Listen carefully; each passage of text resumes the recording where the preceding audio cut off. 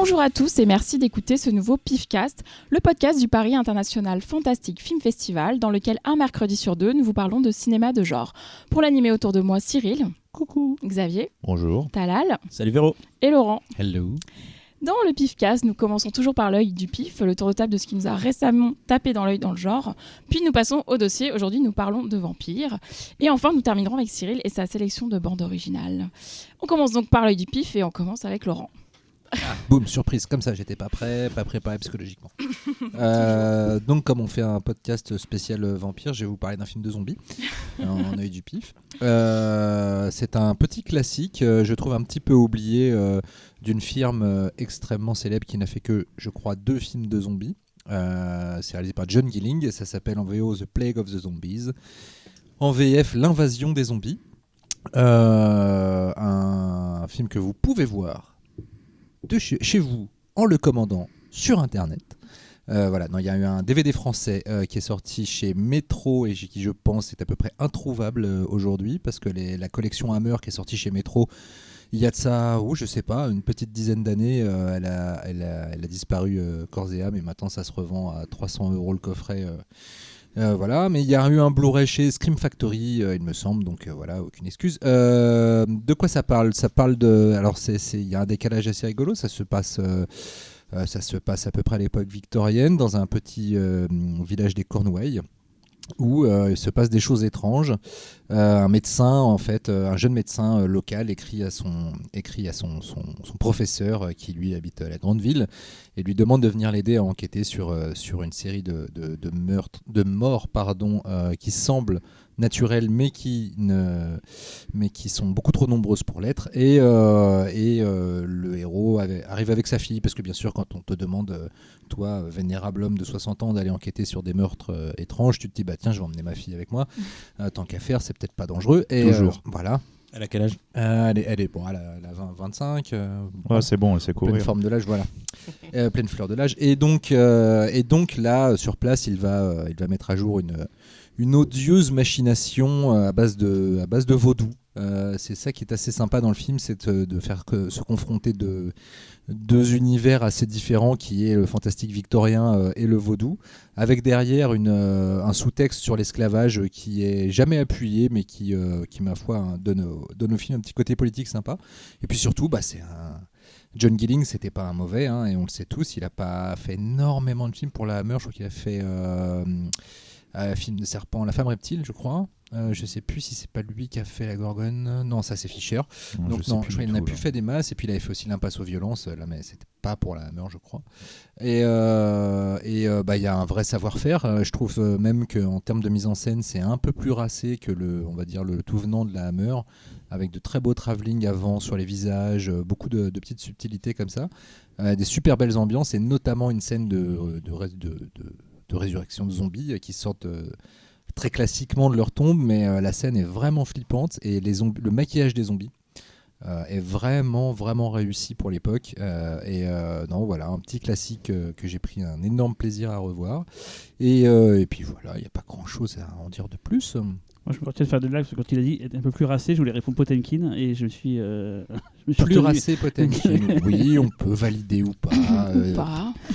Liker Moi, j'ai une question. Liker avec un bonhomme qui fait grin si vous aimez. Est-ce que c'est la jaquette de ce film, c'est des sortes de zombies qui ressemblent à des moines ? J'ai ça en tête quand je pense à ce film-là, Plague of the Zombies. Oui, ils ont des genres de masques. Tu confonds avec la saga des Templiers morts-vivants. Non, pas les Nofrio. Non. Ouais, ils ont des masques. Ouais, parce qu'en fait, le grand méchant, le prêtre qui fait revivre les morts, a un masque. Et ça commence par une cérémonie, justement, ils sont masqués et tout. Je vois depuis des années, je vois l'affiche en fait, mais j'ai jamais regardé Plague of the Zombies. Je vois très bien ce que c'est, mais merci Laurent pour cette. Ça a l'air très cool. Laurent, tu l'as vu forcément. Oui, tu sais, moi. Oui. À partir. Non, c'est surtout que j'ai un crush sur la Hammer, donc tu vois, tu comprends tout de suite pourquoi j'ai forcément vu le film. Bien sûr, d'ailleurs, je n'ai regardé que toi en fait. T'as vu tous les films de la Hammer, Xavier ? Malheureusement, non. Mais Hammer, pas que fantastique d'ailleurs. Les films noirs de la Hammer, c'est des tueries aussi. D'ailleurs, si vous voulez qu'on fasse une émission spéciale Hammer, dites-le nous. Ouais. Alors là je m'évanouis de bonheur. Une émission spéciale Xavier. Il va faire tous les films à lui seul en fait. Alors j'ai choisi 5 films. C'est l'émission qui rend marteau. Ouh. Même moi, je la valide.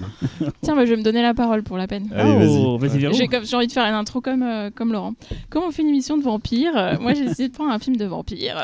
Pas tout à fait, en fait. C'est Les Lèvres Rouges de Harry Kummel. 1971, un film belgeo-germano-français. Je sais pas si ça se dit. En fait, on me l'avait recommandé quand je cherchais quel film prendre pour cette émission. Et du coup, je l'avais jamais vu, donc je l'ai vu. Et je l'ai pas choisi pour l'émission, hein, vous noterez, mais bon, j'ai quand même bien aimé. C'est quoi l'histoire ? C'est un jeune couple fraîchement marié. Donc on sait très bien qu'ils sont fraîchement mariés parce que le film commence par une scène où ils font l'amour. Ils se marient. Ils consomment dans le train. Dans le train ? Ouais, dans le train. Ah bah dis donc. Non, mais- Donc tous les Dans gens le moyen de transport. donc, tous les gens qui font l'amour dans le train sont mariés. Pas forcément, mais là, Je oui. comprenais plus, moi. Genre, t'en as vu beaucoup des gens qui faisaient de l'amour dans le train. Un peu trop à mon goût. J'ai vu des trains qui faisaient l'amour, moi. Vas-y, reprends. Donc ils arrivent dans un hôtel en Belgique, à Ostende pour être plus précis, parce qu'ils doivent traverser pour aller vers l'Angleterre et que le monsieur présente la madame à sa mère. Mais au même moment arrive dans cet hôtel la comtesse Bathory, la fameuse comtesse. Il se trouve qu'elle était venue ici dans ce même hôtel 30 ans plus tôt, donc le portier la reconnaît immédiatement parce qu'en fait elle n'a pas du tout changé, elle est toujours aussi belle et jeune. Et en fait, elle commence à séduire le couple, c'est-à-dire que le jeune homme est assez fasciné par elle, et en plus, il est de toute façon fasciné par la mort en général, parce qu'il y a des meurtres non loin de là, à Bruges, qui le rendent complètement accro, et il essaie de voir les cadavres, etc. Et la jeune mariée, qui est un peu prude, est quand même un petit peu intriguée par cette femme un peu mystérieuse, qui clairement entretient une relation lesbienne avec une autre femme, voilà. Le film, je suis contente de l'avoir vu, il est étonnant, je ne vais pas dire que j'ai aimé, mais j'aime bien le côté girl power quand même, parce que la comtesse Bathory, du coup, pour rester jeune, boit du sang de jeune femme.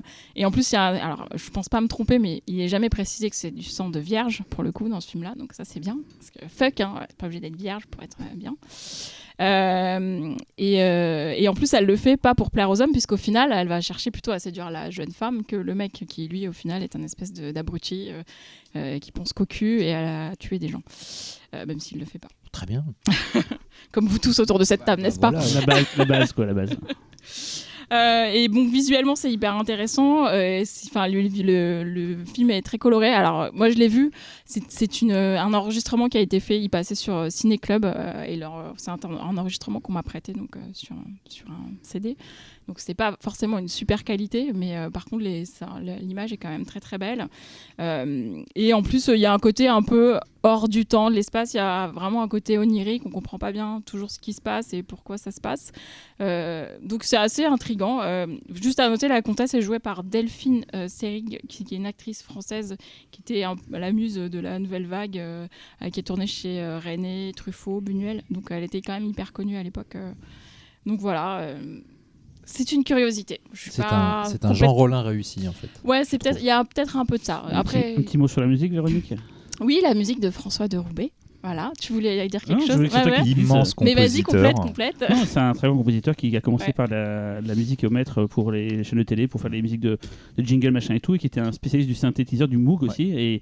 Et au lieu de la musique de Chapi Chapeau, par exemple. Il y a ça, Chapi c'est lui qui a fait la musique Chapeau. des Aventuriers aussi. Voilà, donc Innoventura de long. Ouais. Et c'est plus tard qu'il a vraiment été reconnu comme un des pionniers de l'électro, en tout cas en France, et il a fait la BO qui est hyper cotée du film. Mais c'est vrai que du coup, ce que dit Laurent, c'est un peu ça. C'est-à-dire qu'il y a ce côté bis réussi.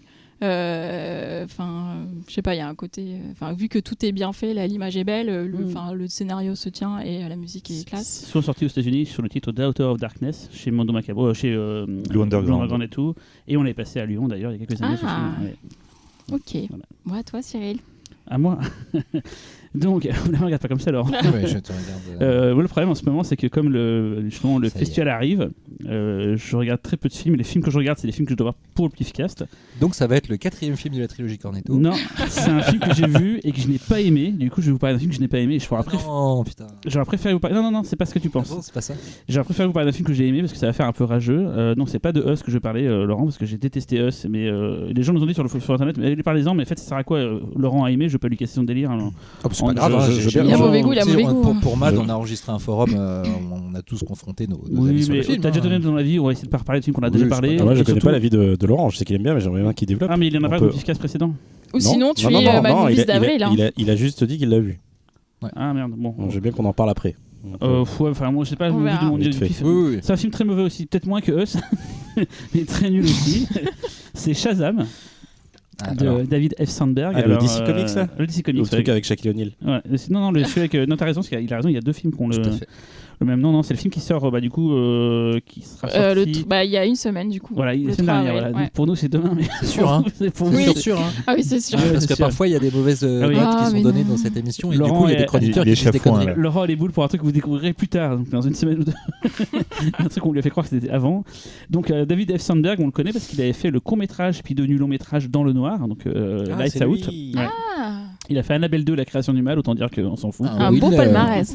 Mais le mec était bon, hein, enfin son court-métrage était bon, après tout ce qu'il a fait. Ah, c'était pas trop ça. C'est pas trop mal, Lights Out. Shazam, ça fait penser beaucoup à Big. En fait, c'est l'histoire d'un gamin mal dans sa peau qui a été abandonné par sa mère. Alors, abandonné sa mère parce que dans une fête foraine, elle était devant lui, il y avait trop de monde, donc il la perd de vue. Et en fait, finalement, elle l'abandonne. Voilà. Comme dans Le film Us. est Elle con. la reverra genre jamais Ouais, quoi. mais- Putain, Le film est con à mourir. Et elle Et le donc- cherche pas quoi. Bah, on verra plus tard. Il y a d'autres trucs, Ok. mais en fait, elle a fait non, finalement, je te avec les flics, c'était pas mal. Je véridique ça, je vous spoil le film, c'est ce qu'elle dit vraiment. Mais dans l'humour ou. Non, c'est très premier degré, cette scène-là est très premier degré. Donc en gros, c'est un gamin abandonné et tout qui se trouve dans une famille d'accueil. Enfin, il fait que quitter des familles d'accueil une par une parce il cherche à retrouver sa mère, donc il fait il pirate les fichiers de la police pour essayer de savoir où elle est, machin et tout. Donc en fait, il se trouve dans une famille d'accueil. Il y a c'est la famille d'accueil parfaite avec la petite intello noire. Il y a le handicapé, il y a le mexicain gros. Enfin, il y a c'est une sorte de famille un peu genre United Colors Benetton. Il arrive là et là même là, il est pas encore trop à l'aise. Mais parallèlement à ça, il va se passer un truc, c'est qu'on va lui refiler. Alors je vous explique pas pourquoi et comment. Le pouvoir de Shazam. En gros, quand il dit Shazam, il devient une sorte d'énorme gars hyper musclé, adulte. Donc c'est vrai que je parlais de Big tout à l'heure, le film avec Tom Hanks. C'est que le film va constamment jouer sur le côté je suis un gamin, je suis un adulte avec des pouvoirs, je suis un gamin, je suis un adulte avec des pouvoirs. Et tout ce que le film proposait d'un peu fun normalement sur le côté je découvre mes pouvoirs, je m'amuse, c'est 5 minutes dans le film. Tout le reste, c'est une bouillie dégueulasse qui parle de la famille, qui est relou à souhait. C'est moche, c'est un des films les plus moches que j'ai vu de super-héros depuis très longtemps. C'est un film Warner, donc C'est plus moche DC Comics. qu'Aquaman. J'ai pas vu Aquaman, mais Aquaman, je pense qu'il y avait pour lui au moins quand même une production value un peu plus stylée. Et des requins. Stylé, Requins, non. parce que là, c'est vraiment, on dirait, c'est Il y avait Nicole c'est Kidman. plat niveau visuel, c'est crade. sous Botox. Et en même temps, est-ce qu'on a un peu pas ras le cul de voir dans les films super-héros des scènes où on découvre ses pouvoirs, Bien où sûr. on s'en amuse. Enfin, Mais là, c'est méta parce qu'ils savent ce que c'est que les super-héros. Donc, parce que c'est dans le monde de Superman, donc ils savent que Superman existe. Il existe Genre vraiment. ils lisent des bouquins. Et... Même tout Superman existe dans leur monde à d'accord. eux et c'est le, Oui, bah, c'est le DC Universe, mes couilles quoi. c'est Du coup ils savent qu'il existe et donc ils sont là. Est-ce que tu peux voler? Ah oui, je peux voler, mais c'est vraiment c'est un film débile qui est pas drôle. Le méchant c'est Mark Strong, il est nul. Enfin tout est nul dans ce film. Et même à des moments je me suis posé la question parce que c'est très familial, donc très pour les gosses, ce qui peut finalement pas être un problème en fait. Sauf qu'il y a des décapitations, des gens qui sont bouffés en gros plan, hyper gore. Je me suis dit putain mais c'est bizarre, il se cul entre deux chaises. Donc voilà, c'est très très nul. Ça fait un petit moment que j'avais pas vu un film aussi nul. En sortant de la projection, j'ai vu sur Twitter les avis des gens qui disaient que c'était dément, c'était génial. J'ai fait merde, est-ce qu'on a vu le même film? Parce que je vois plus trop de films de super-héros en ce moment. Je vais voir les très gros, genre Avengers, machin et tout. Mais là, ça fait un petit moment que j'ai pas vu un truc aussi pourri. Alors j'ai pas vu Aquaman, ça se trouve c'est peut-être mieux qu'Aquaman. Sûrement. Mais Shazam, c'est non, vraiment. tu peux pas dans Aquaman, il y a une pieuvre géante qui fait du tambour. Voilà, ça y a pas ça. Mais Moi, j'ai Shazam, envie de le voir. hein. c'est vraiment pourri. Hein. Je pense que là, en plus, quand il sera sorti, enfin là, si vous écoutez ça, il est déjà sorti. Donc vous allez pouvoir corroborer. Je sais, j'utilise des mots un peu rigolos comme ça. Ouh. Ce que je viens de dire, mais voilà. Donc, je vais pas faire plus longtemps, parce que quitte à défoncer un film, c'est pas la peine d'en faire des heures et des heures. Une petite pensée pour Zack Snyder qui avait essayé de lancer un univers original et qui, voilà, maintenant on Là, retrouve, c'est on retrouve sur des balèque, trucs qui n'ont aucun intérêt. Je avec, pourrais citer tellement de trucs qui vont pas dans ce film, c'est vraiment nul. Après, hein, c'est- moi, j'aime beaucoup le personnage parce que le principe du personnage en lui-même est cool. C'est juste peut-être que voilà, aujourd'hui on essaie de retrouver des recettes en fait à partir de plein de choses et finalement peut-être la personnalité du truc n'y est pas. Mais, Moi, je pensais que ça allait être une sorte de truc à la Deadpool, genre un peu rigolo. Parce que moi, contrairement à beaucoup de gens ici, j'aime beaucoup le premier Deadpool. Je trouve ça même. C'est un de mes films de super-héros préférés de ces dernières années. Je sais pas, j'avais ce côté très ramassé, une histoire très simple qui voulait juste retrouver sa meuf, un peu violent par moments. J'avais vraiment adoré le premier il est Deadpool. bien le premier. Alors que le 2 est une ignominie. Mais là, je pensais que ça allait être pareil. Et finalement, non, c'est vraiment un truc familial. On dirait La Fête à la Maison ou Big. C'est vraiment tout pour les gosses. Mais sauf que c'est pas drôle, c'est moche, c'est mal écrit. Personne le personnage principal là, qui joue donc Shazam adulte, c'est un mec qui joue dans la série télé de Chuck. Je connais pas, mais ça vous connaissez-vous. Il paraît que c'est un mec Comment il connu. s'appelle déjà Check, j'ai vu un épisode. Donc, Voilà. Et donc voilà, c'est tout ce que j'avais à dire. C'est tout ce que j'avais à dire sur le sujet. Déferlante de haine. Voilà. Xavier, à toi. Ah bah moi je vais vous parler d'amour moi. Un porno. Et là, j'imagine c'est ça en plus. Alors, donc je vais vous parler de la 9e configuration. Voilà. Alors, voilà, bon bah voilà, je vais pas mieux. Donc la 9e configuration est un film de William Peter Blatty. William Peter Blatty qui est donc l'auteur de L'Exorciste. Voilà, il s'agit donc de son premier film. Donc le pitch. Perdu au milieu d'une forêt le long de la côte est américaine, se trouve un château à l'architecture gothique qui avec le temps s'est transformé en hôpital psychiatrique militaire. Tous les patients sont des officiers de l'armée américaine. Le Pentagone missionne le colonel Hudson Kane pour qu'il détermine les origines de ces maladies. Mais il découvre une toute autre réalité. Donc il s'agit d'un film qui date de 1980, premier film de William Peter Blatty, et qui est à mes yeux une putain de tuerie, quoi. En fait, à la base, William Peter Blatty tentait de faire réaliser ce film par Friedkin avant L'Exorciste.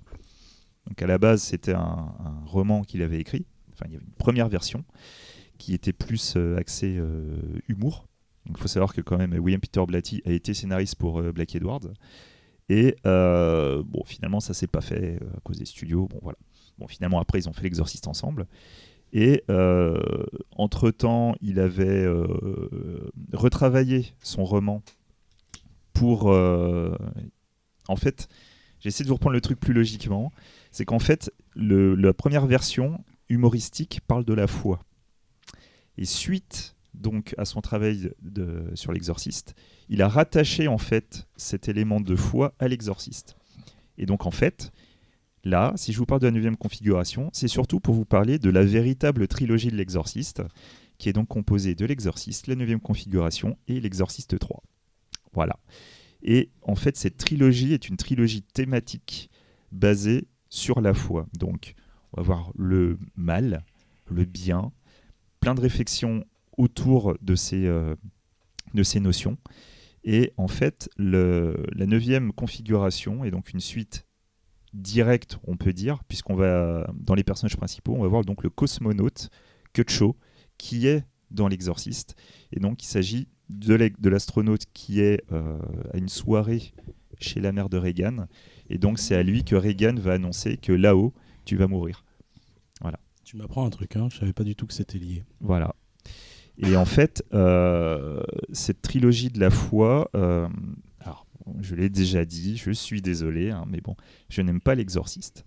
Mais le fait est que la 9e configuration est celui que j'ai vu à la fin. J'avais vu l'Exorciste 3 que je préfère. Et tu n'as jamais dit que tu n'avais pas aimé l'Exorciste? Si, je l'ai dit. Dans l'émission qu'on a perdue. Non, on avait dit dans l'émission qu'on avait perdue, mais on avait rappelé. On a fait un récap, ouais. Voilà. Tu vois, moi je suis. Merci Talal. Et donc, en fait, la 9e configuration m'a vraiment donné le lien de tout ça, et du coup m'a fait, je vais pas dire évaluer complètement l'Exorciste, mais l'Exorciste dans ce grand tout crée vraiment quelque chose de puissant. Et en l'occurrence, la 9e configuration, ce que j'ai trouvé absolument génial dans le film, c'est cette horreur de l'athéisme, cette épouvante que tu peux éprouver si tu te dis que Dieu n'existe pas. Mais, et c'est là le génie du film, sans tomber dans la bondieuserie, et même s'il utilise des symboliques de la religion chrétienne, ce n'est pas un film chrétien. Alors je ne vais pas vous dire pourquoi, c'est juste quand vous aurez vu le film, vous découvrirez qu'il y a une fin alternative. Voilà. La vraie fin, c'est celle avec, pas la fin sans. Voilà. Vous comprendrez. J'ai rien compris. C'est normal, mais quand tu as vu le film, tu comprends. Ah, mais je l'ai vu en plus. Et la fin avec vous montre que non, ce n'est pas un film chrétien. Et du coup, on arrive à quelque chose de beaucoup plus universel qui peut fonctionner avec n'importe quelle religion. Voilà. Et du coup, j'ai trouvé que c'était quelque chose de très beau et de très fort. Et même si le film, au début, sa première partie humoristique, peut éventuellement rebuter un peu, moi j'avoue que j'étais pas à donf dans l'humour. À un moment, la deuxième partie commence, on arrive sur quelque chose de plus profond, plus psychologique. Un Stacy Keach qui est, mais putain, il est incroyable, il est vraiment mais mortelissime. Voilà, quoi, à partir de ce moment-là, j'étais scotché par le film. Et la fin, elle est magnifique, elle est sublime, quoi. Enfin, après, franchement, j'ai adoré. Mais en plus, elle est géniale par sa simplicité. Tellement c'est... Voilà, des fois, quand on dit c'est bête comme chou, bah voilà, c'est ça. Alors, pour l'info, la version qu'on peut trouver partout, enfin, maintenant c'est un peu plus difficile parce que le DVD est régulièrement édité et à chaque fois il est épuisé et se vend à prix d'or, que ce soit en France ou aux États-Unis. Ce n'est jamais la version intégrale, parce qu'à la base, le film devait durer 3 heures. Finalement, la version qui est sortie en salle, qui dure à peu près 2 heures, 2h10, c'est la version autorisée par Friedkin, même si c'est pas Par Blatty. pour lui, Oui. par Blatty, même si c'est pas considéré pour lui sa meilleure, mais surtout la version avec, je précise, est la seule version que lui considère comme la seule et unique. Voilà. Quand vous aurez vu le film, vous comprendrez mon charabia. C'est une tuerie. Voilà. Je l'ai pas revu depuis très très très longtemps. Depuis sa première sortie en DVD français. Mais j'avais adoré. Ça m'avait juste scotché le cul. Et comme j'adorais déjà L'Exorciste 3, je m'étais dit que c'est dommage qu'on n'ait pas eu plus de films de William Peter Blatty. Non, mais c'est Blatty, je l'ai en très très haute estime. Et du coup, le film, même s'il il peut faire peur, parce que c'est un film bizarre, c'est vraiment bizarre comme film. C'est d'ailleurs pour ça qu'il y a eu beaucoup de soucis avec les studios. Il a quand même à la fois une aura culte, et en même temps, c'est un film qui a eu le Golden Globe du meilleur scénar. Le film n'a pas fonctionné en salle, mais d'un point de vue critique, il a cartonné. Enfin, dans l'ambiance, dans bizarre, l'approche, quoi. ça me rappelait un peu Abattoir 5, sauf que je préfère totalement, largement la 9e configuration Ouais, Abattoir 5, parce que je trouve que Abattoir 5, il n'y a pas de prétention arty. En fait, le film l'est par son essence et par la façon dont il traite son sujet, mais en revanche, en même temps, c'est très direct dans la façon de traiter le surréalisme. C'est assez étonnant et je trouve ça génial. Mais surtout la 9e configuration, le surréalisme, là où il est intéressant, c'est que c'est littéralement un réalisateur qui se dit « mais je m'en bats les couilles des règles, je veux faire ça, point barre, et je le fais. » Et c'est tout. C'est pas du matu vu, c'est juste, voilà, le mec il avait envie de faire ça, et il le fait. C'est celui-là où l'affiche, c'est une croix sur la lune. Ouais, c'est ça, ouais. Moi, je vais voler la phrase à Talal. Sur ma chaîne depuis tellement longtemps, j'avais acheté le Zonin à l'époque. Et en fait, comme il n'y avait pas de sous-titres, je crois que c'était à l'époque où je ne maîtrisais pas encore très bien l'anglais. Du coup, j'ai toujours mis de côté en mode. Enfin, qu'un jour je le regarde. Non, c'est con, mais je dois avoir 23 ou 24 ans quand je l'ai acheté. En fait, je crois que ce qu'elle veut dire, c'est que tu ne maîtrises pas encore l'anglais. En fait. À l'époque, J'ai rien dit. en tout cas, à l'époque, moi, en tout cas, quoi. Et du coup, j'ai jamais osé regarder à cause de ça. Maintenant, je pourrais le mater sans problème. Mais à l'époque, c'est vrai que. C'est pas un film non plus très simple à percevoir. C'est C'est ça aussi, pas un hein, film c'est qui t'invite plus et ça. je C'est comprends que intelligent ça te décourage doublement. En fait. Je l'avais même pas lancé. Je sais juste qu'il était compliqué à regarder. Et je l'ai depuis des années en DVD chez moi. Et en plus, je l'ai Warner avec le carton là. Les vieux, quoi. Je l'ai en zone depuis des années, mais j'ai jamais regardé, quoi. C'est le film que j'ai jamais regardé, en fait. Je l'avais découvert grâce au DVD, donc qui était sorti il y a plus de 10 ans Oui, maintenant. quand même, oui. Et il me semblait que c'était une version intégrale ou c'était vendu comme une version intégrale. Oui, C'est la version, c'est la Director's Cut, mais c'est c'est la ça, version Director's cut, on va dire. Enfin, la version studio, c'est cette version qui l'autorise. Mais c'était tourné les 3 heures ou. Oui, ça a été Donc tourné. potentiellement un jour peut sortir une version Ouais, longue. peut-être, ouais. Après, d'un autre côté, 3 heures, si c'est 1 heure en plus juste sur la partie comique, je suis pas sûr que. Mais en même temps, il y a beaucoup de personnages. Le film est culte parce que genre non, un cabal, les gens ont fait par des travaux pour le restaurer, mais est-ce que les gens vont restaurer un jour Il y a quelques acteurs, Scott Wilson qui joue Cutshaw, qui est absolument génial, Jason Miller, l'exorciste, Robert Loggia, Joe Spinell, Richard Lynch. Bon bah voilà quoi. Vous avez beaucoup de personnages et c'est vrai que vous remarquerez qu'il y a des persos, vous avez l'impression de les voir passer. À mon avis, dans la version longue, on en voit un peu plus sur leur trauma, sur leur folie. Et voilà quoi. Ça fait penser que dans quelques jours, donc peut-être au moment où l'émission est passée, il serait déjà sorti, il y a le Blu-ray de l'Exorcist 3 qui sort. Que j'attends tellement impatiemment. Donc, voilà. Avec les 2 versions. Donc il y a C'est ça. l'Exorciste 3 et Légion. Voilà, donc très très grand film, il faut qu'on en reparle un jour, en long en large. Quand je le reverrai, du coup, je sais. Parce que moi, c'est 1 fois sur 2 en fait ce film. L'exorciste 3, la première fois que je l'ai vu, j'ai fait putain, mais c'est ouf. 2e fois, j'ai dormi, je me suis dit, mais en fait, c'est naze. 3e fois, j'ai fait non, mais en fait, c'est ouf. Et 4e fois, j'ai redormi. Donc, c'est selon l'humeur en fait. Ah ouais. Non, mais c'est vrai, c'est un mais film. ça se trouve, en C'est dormant, comme tu la vas trouver facile. C'est comme la 9e configuration. Si t'es pas dans le mood, tu passes à côté. C'est ça. Donc, Et ouais, t'as raison, il est sorti la veille de la mise en ligne de ce podcast. c'est parfait. Courez l'acheter, c'est édité chez ESC. Nous on peut pas encore, mais vous pouvez. Voilà. À toi, Talal. Bah écoute, on n'aurait pas pu trouver meilleure transition en fait. L'exorciste 3. Non. Ça aurait été fort, ça. Exorcist 3, le jeu vidéo. Ah oui. Petite prévée de joke interne. Alors, moi, je vais parler de la nurse de William Friedkin. Ah oui, Oui. Et c'est très drôle parce que donc hier soir, j'avais deux choix, soit voir un des films qui me manquait dans la programmation en fait, du Pifcast, soit mon film Mon œil du pif. Et du coup, forcément, j'ai vu Mon œil du pif. Sinon, j'aurais encore parlé d'un jeu vidéo et ça aurait énervé Cyril. Le Tetris 99 sur Switch. C'est très bien, Tetris 99. Et donc voilà, je prends ma galette dans la pile de trucs récents et puis je mets mon truc, je regarde le film et puis après je me dis, je vais voir les bonus. Et tiens, Laurent Duroche. Et je me dis, oh putain, fais chier. Il est partout. Il est partout. Il me coupe l'herbe sous le pied. Bon, alors de quoi ça parle, The Guardian? Donc The Guardian, c'est le titre original de La Nurse. C'est un film sorti en 1990. Et pourquoi je parlais de transition? Parce que c'est un film de William Friedkin. Donc fraîchement engagé dans une boîte de com, Phil s'installe avec Kate, sa femme, à Los Angeles. Ils ont un bébé qui s'appelle Jake. Et ils engagent la nounou parfaite. Elle s'appelle Camilla. Mais Camilla s'avère être une druide, une sorte de ménade qui offre en sacrifice des nouveau-nés à un arbre maléfique. Donc, en fait, j'ai souvent entendu parler de ce film en disant ouais, mais c'est un Friedkin mineur, ouais, mais c'est chiant, ouais, mais et je voulais vraiment, en fait, parce que j'ai un vieux souvenir de ce film-là. T'en parles dans ta putain de truc que j'ai vu qui me coupe l'herbe sous le pied. D'ailleurs, c'est simple, je vais arrêter de parler, on va passer l'enregistrement de Laurence. En fait, je t'ai pré-mâché le boulot, t'as juste qu'à répéter ce que j'ai Vas-y, dit. répète. Et un peu, ouais. Et donc voilà, donc ce souvenir d'enfance, et je me disais, je devais avoir 10 ans, hein, c'est pas une blague. Et je me disais, putain, j'ai gagné un putain de souvenir de ce film, mais pourquoi tout le monde dit que c'est de la merde? Et bien sûr, forcément, je savais pas que c'était Friedkin à l'époque, je connaissais pas Friedkin. Et moi, j'avais en tête, t'as quelques imageries, comme quelques images qui te marquent, mais à vie, quoi. Genre les bébés sur l'arbre, c'est un truc super traumatisant. Donc voilà, malheureusement, j'aurais aimé dire que c'est bien, mais en fait, non, c'est pas génial. Donc voilà. Merci. J'ai aussi le souvenir d'un. Tu dis ça, Laurent, dans les bonus? Ça, c'est pas génial. Merci. Ouais. Non, C'est parce pas qu'il génial. il est poli, parce que c'est l'éditeur qui l'invite, mais... Non, mais moi, en plus, en voyant le film, en fait, je l'ai revu un peu à Bon, la hausse. on va en parler. Oui, après. vas-y. On va en parler.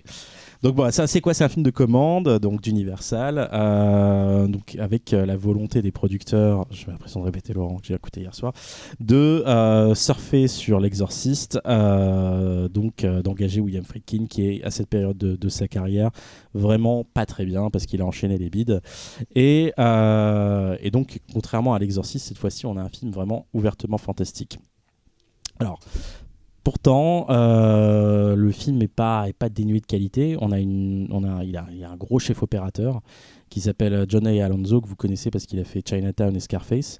Et le film est très intéressant parce qu'il alterne à la fois des scènes très très naturalistes où on va partir avec du caméra épaule à filmer les personnages dans des décors plutôt éclairés, avec des scènes radicalement opposées, très très marquées années 80, avec de la fumée, des lumières bleues, des trucs comme vous aimez les voir dans les années 80. Donc voilà. Et en plus, il y a un choix qui est assez audacieux, c'est que le film n'a jamais de musique. Ce qui est plutôt pas mal. Sauf bien sûr, ce petit thème, à chaque fois j'ai entendu, ça tentait et je pensais à chaque fois, j'avais l'impression qu'il y avait Royal Canin qui allait se lancer. Bon, il me reconnaît. T'es dans une scène de suspense et t'entends c'est assez déconcertant.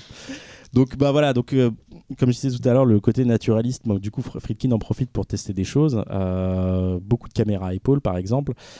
Et aussi, je pense que c'est dû au fait que c'était un tournage assez compliqué, dû au fait qu'il n'avait pas le temps, en fait. C'était un tournage très très serré. Et donc, c'est pour ça qu'on a en fait, finalement, le film se joue avec à peu près 4-5 personnages et à peu près 3 décors, quoi. Donc voilà, je pense que c'est relativement un petit budget. Donc alors, là où c'est assez surprenant, c'est qu'on a les personnages principaux sont pas très intéressants. Voilà, c'est des monsieur et madame parfait, et finalement leur faille n'est pas très claire, on va dire, contrairement à ce qu'on a pu voir dans les autres films de Friedkin. Mais par contre, je pense que Là où l'intérêt de Friedkin se porte beaucoup plus sur le personnage de la nurse, la fameuse nurse, qui est beaucoup plus mystérieuse. Et même si elle est démontrée comme un personnage maléfique, une sorte de démon, en fait non. Je pense que Friedkin est vraiment intéressé à elle dans le sens où, en dehors du fait qu'elle soit ultra sexy, parce que j'ai oublié le nom de la nana, Jenny Seagrove. Jenny Seagrove, voilà, qui est vraiment magnifique. Au-delà du physique de la comédienne, je pense que Friedkin en fait ne dit jamais clairement.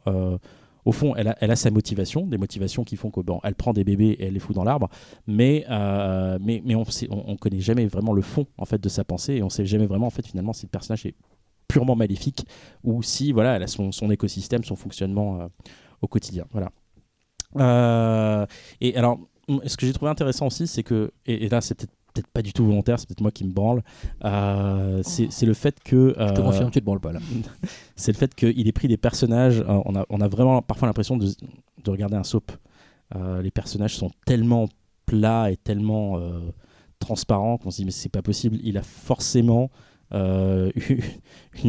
forcément une sorte d'étude sociologique de ces personnages-là. Donc voilà, et donc c'est prendre ces personnages-là et les plonger dans le cauchemar. Je me suis dit peut-être que c'était une des volontés de Friedkin.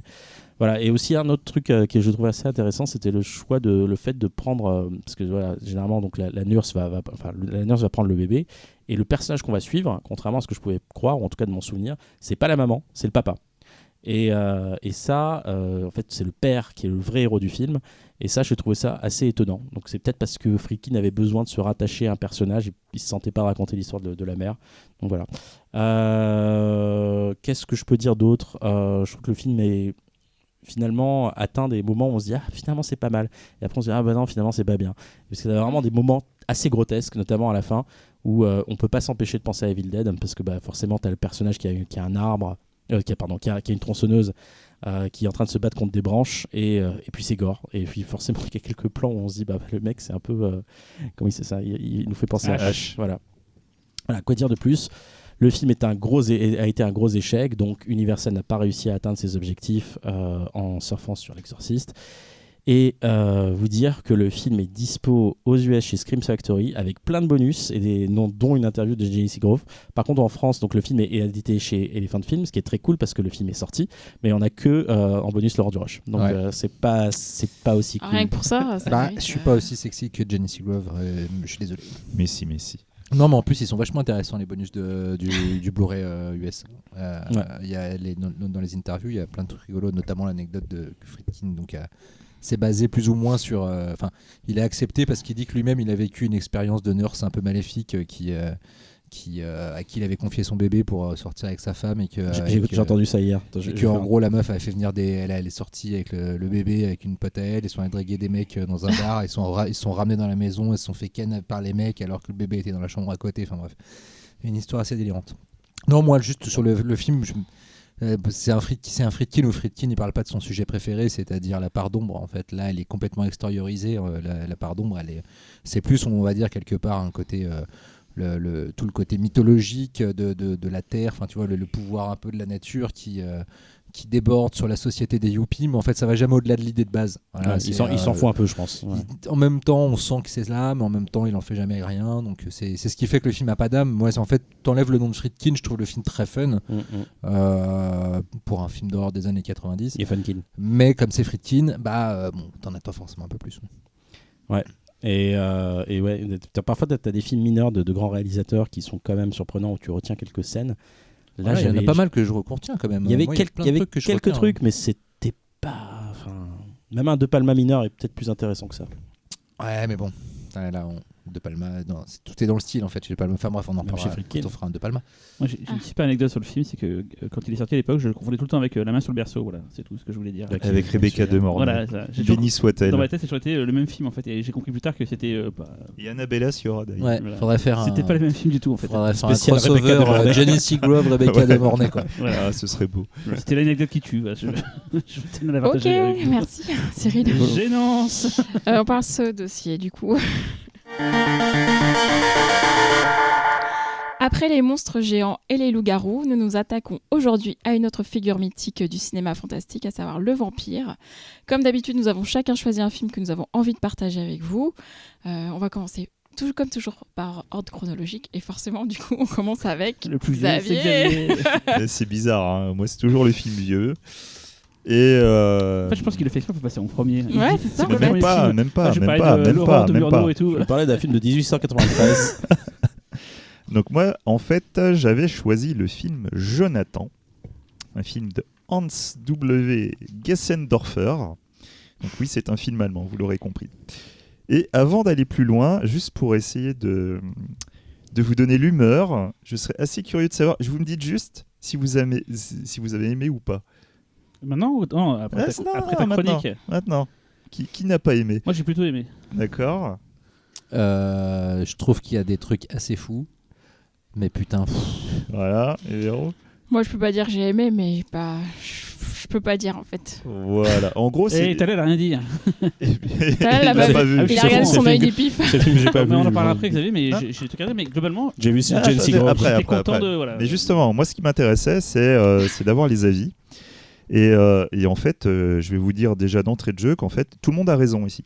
Voilà. Donc c'est un film. Même moi L'école des fans. Allez, moi à Laurent maintenant. Non, c'est un film vraiment particulier. J'ai raison, pas de moi. Non, toi, t'es plus dans le jeu, toi, t'es plus dans le game, toi. Va-t'en. J'ai vu Jane Seagrove. En fait, Manger une Jonathan tagada. est un film de 1970 où en fait on va suivre Jonathan, donc Jonathan Harker, vous aurez compris, qui vit dans une société où les vampires résistent au soleil et contrôlent le monde. Un jour, la résistance humaine l'envoie secourir les prisonniers du château des vampires pour les mener à la révolte. C'est le début d'un long périple pour Jonathan afin de reprendre le contrôle de la civilisation pour l'humanité et de l'arracher des griffes des vampires. le moins important, c'est long. Dit comme ça on dirait Van Helsing, le film de Summers, quoi. Je suis Oui, contente non, mais que c'est tu le vrai. résumes. C'est vrai, ça peut rappeler quand même pas mal de films. En fait, ce film Jonathan, si moi j'ai vraiment tenu à en parler, c'est que c'est un film de vampire qui n'est bizarrement pas très connu, mais si en même temps vous regardez des livres sur le cinéma vampirique, il est très souvent cité. C'est une référence que vous trouvez très très souvent. Et après, si vous commencez à regarder les avis des gens sur ce film, eh ben, c'est exactement vous. Il y a des gens qui adorent, il y en a d'autres qui savent pas quoi en penser, il y en a d'autres qui trouvent ça chiantissime. On peut dire ça tous En les films fait- de la Terre, en fait. Hein. Ouais, non, mais ce film-là est quand même assez particulier. On est vraiment dans un film, j'allais dire bicéphale, mais non, c'est une tricéphale, même plus. C'est à la fois un film de vampire, c'est en même temps un film sur le fascisme, sur le nazisme, et c'est aussi un film arty, purement arty. Donc, avec tout ce que ça implique derrière. Il y a des moments, c'est très tenu, il y a des moments, c'est n'importe quoi. Il y a des fois, des qualités deviennent belles et hypnotiques. C'est un film vraiment très étrange.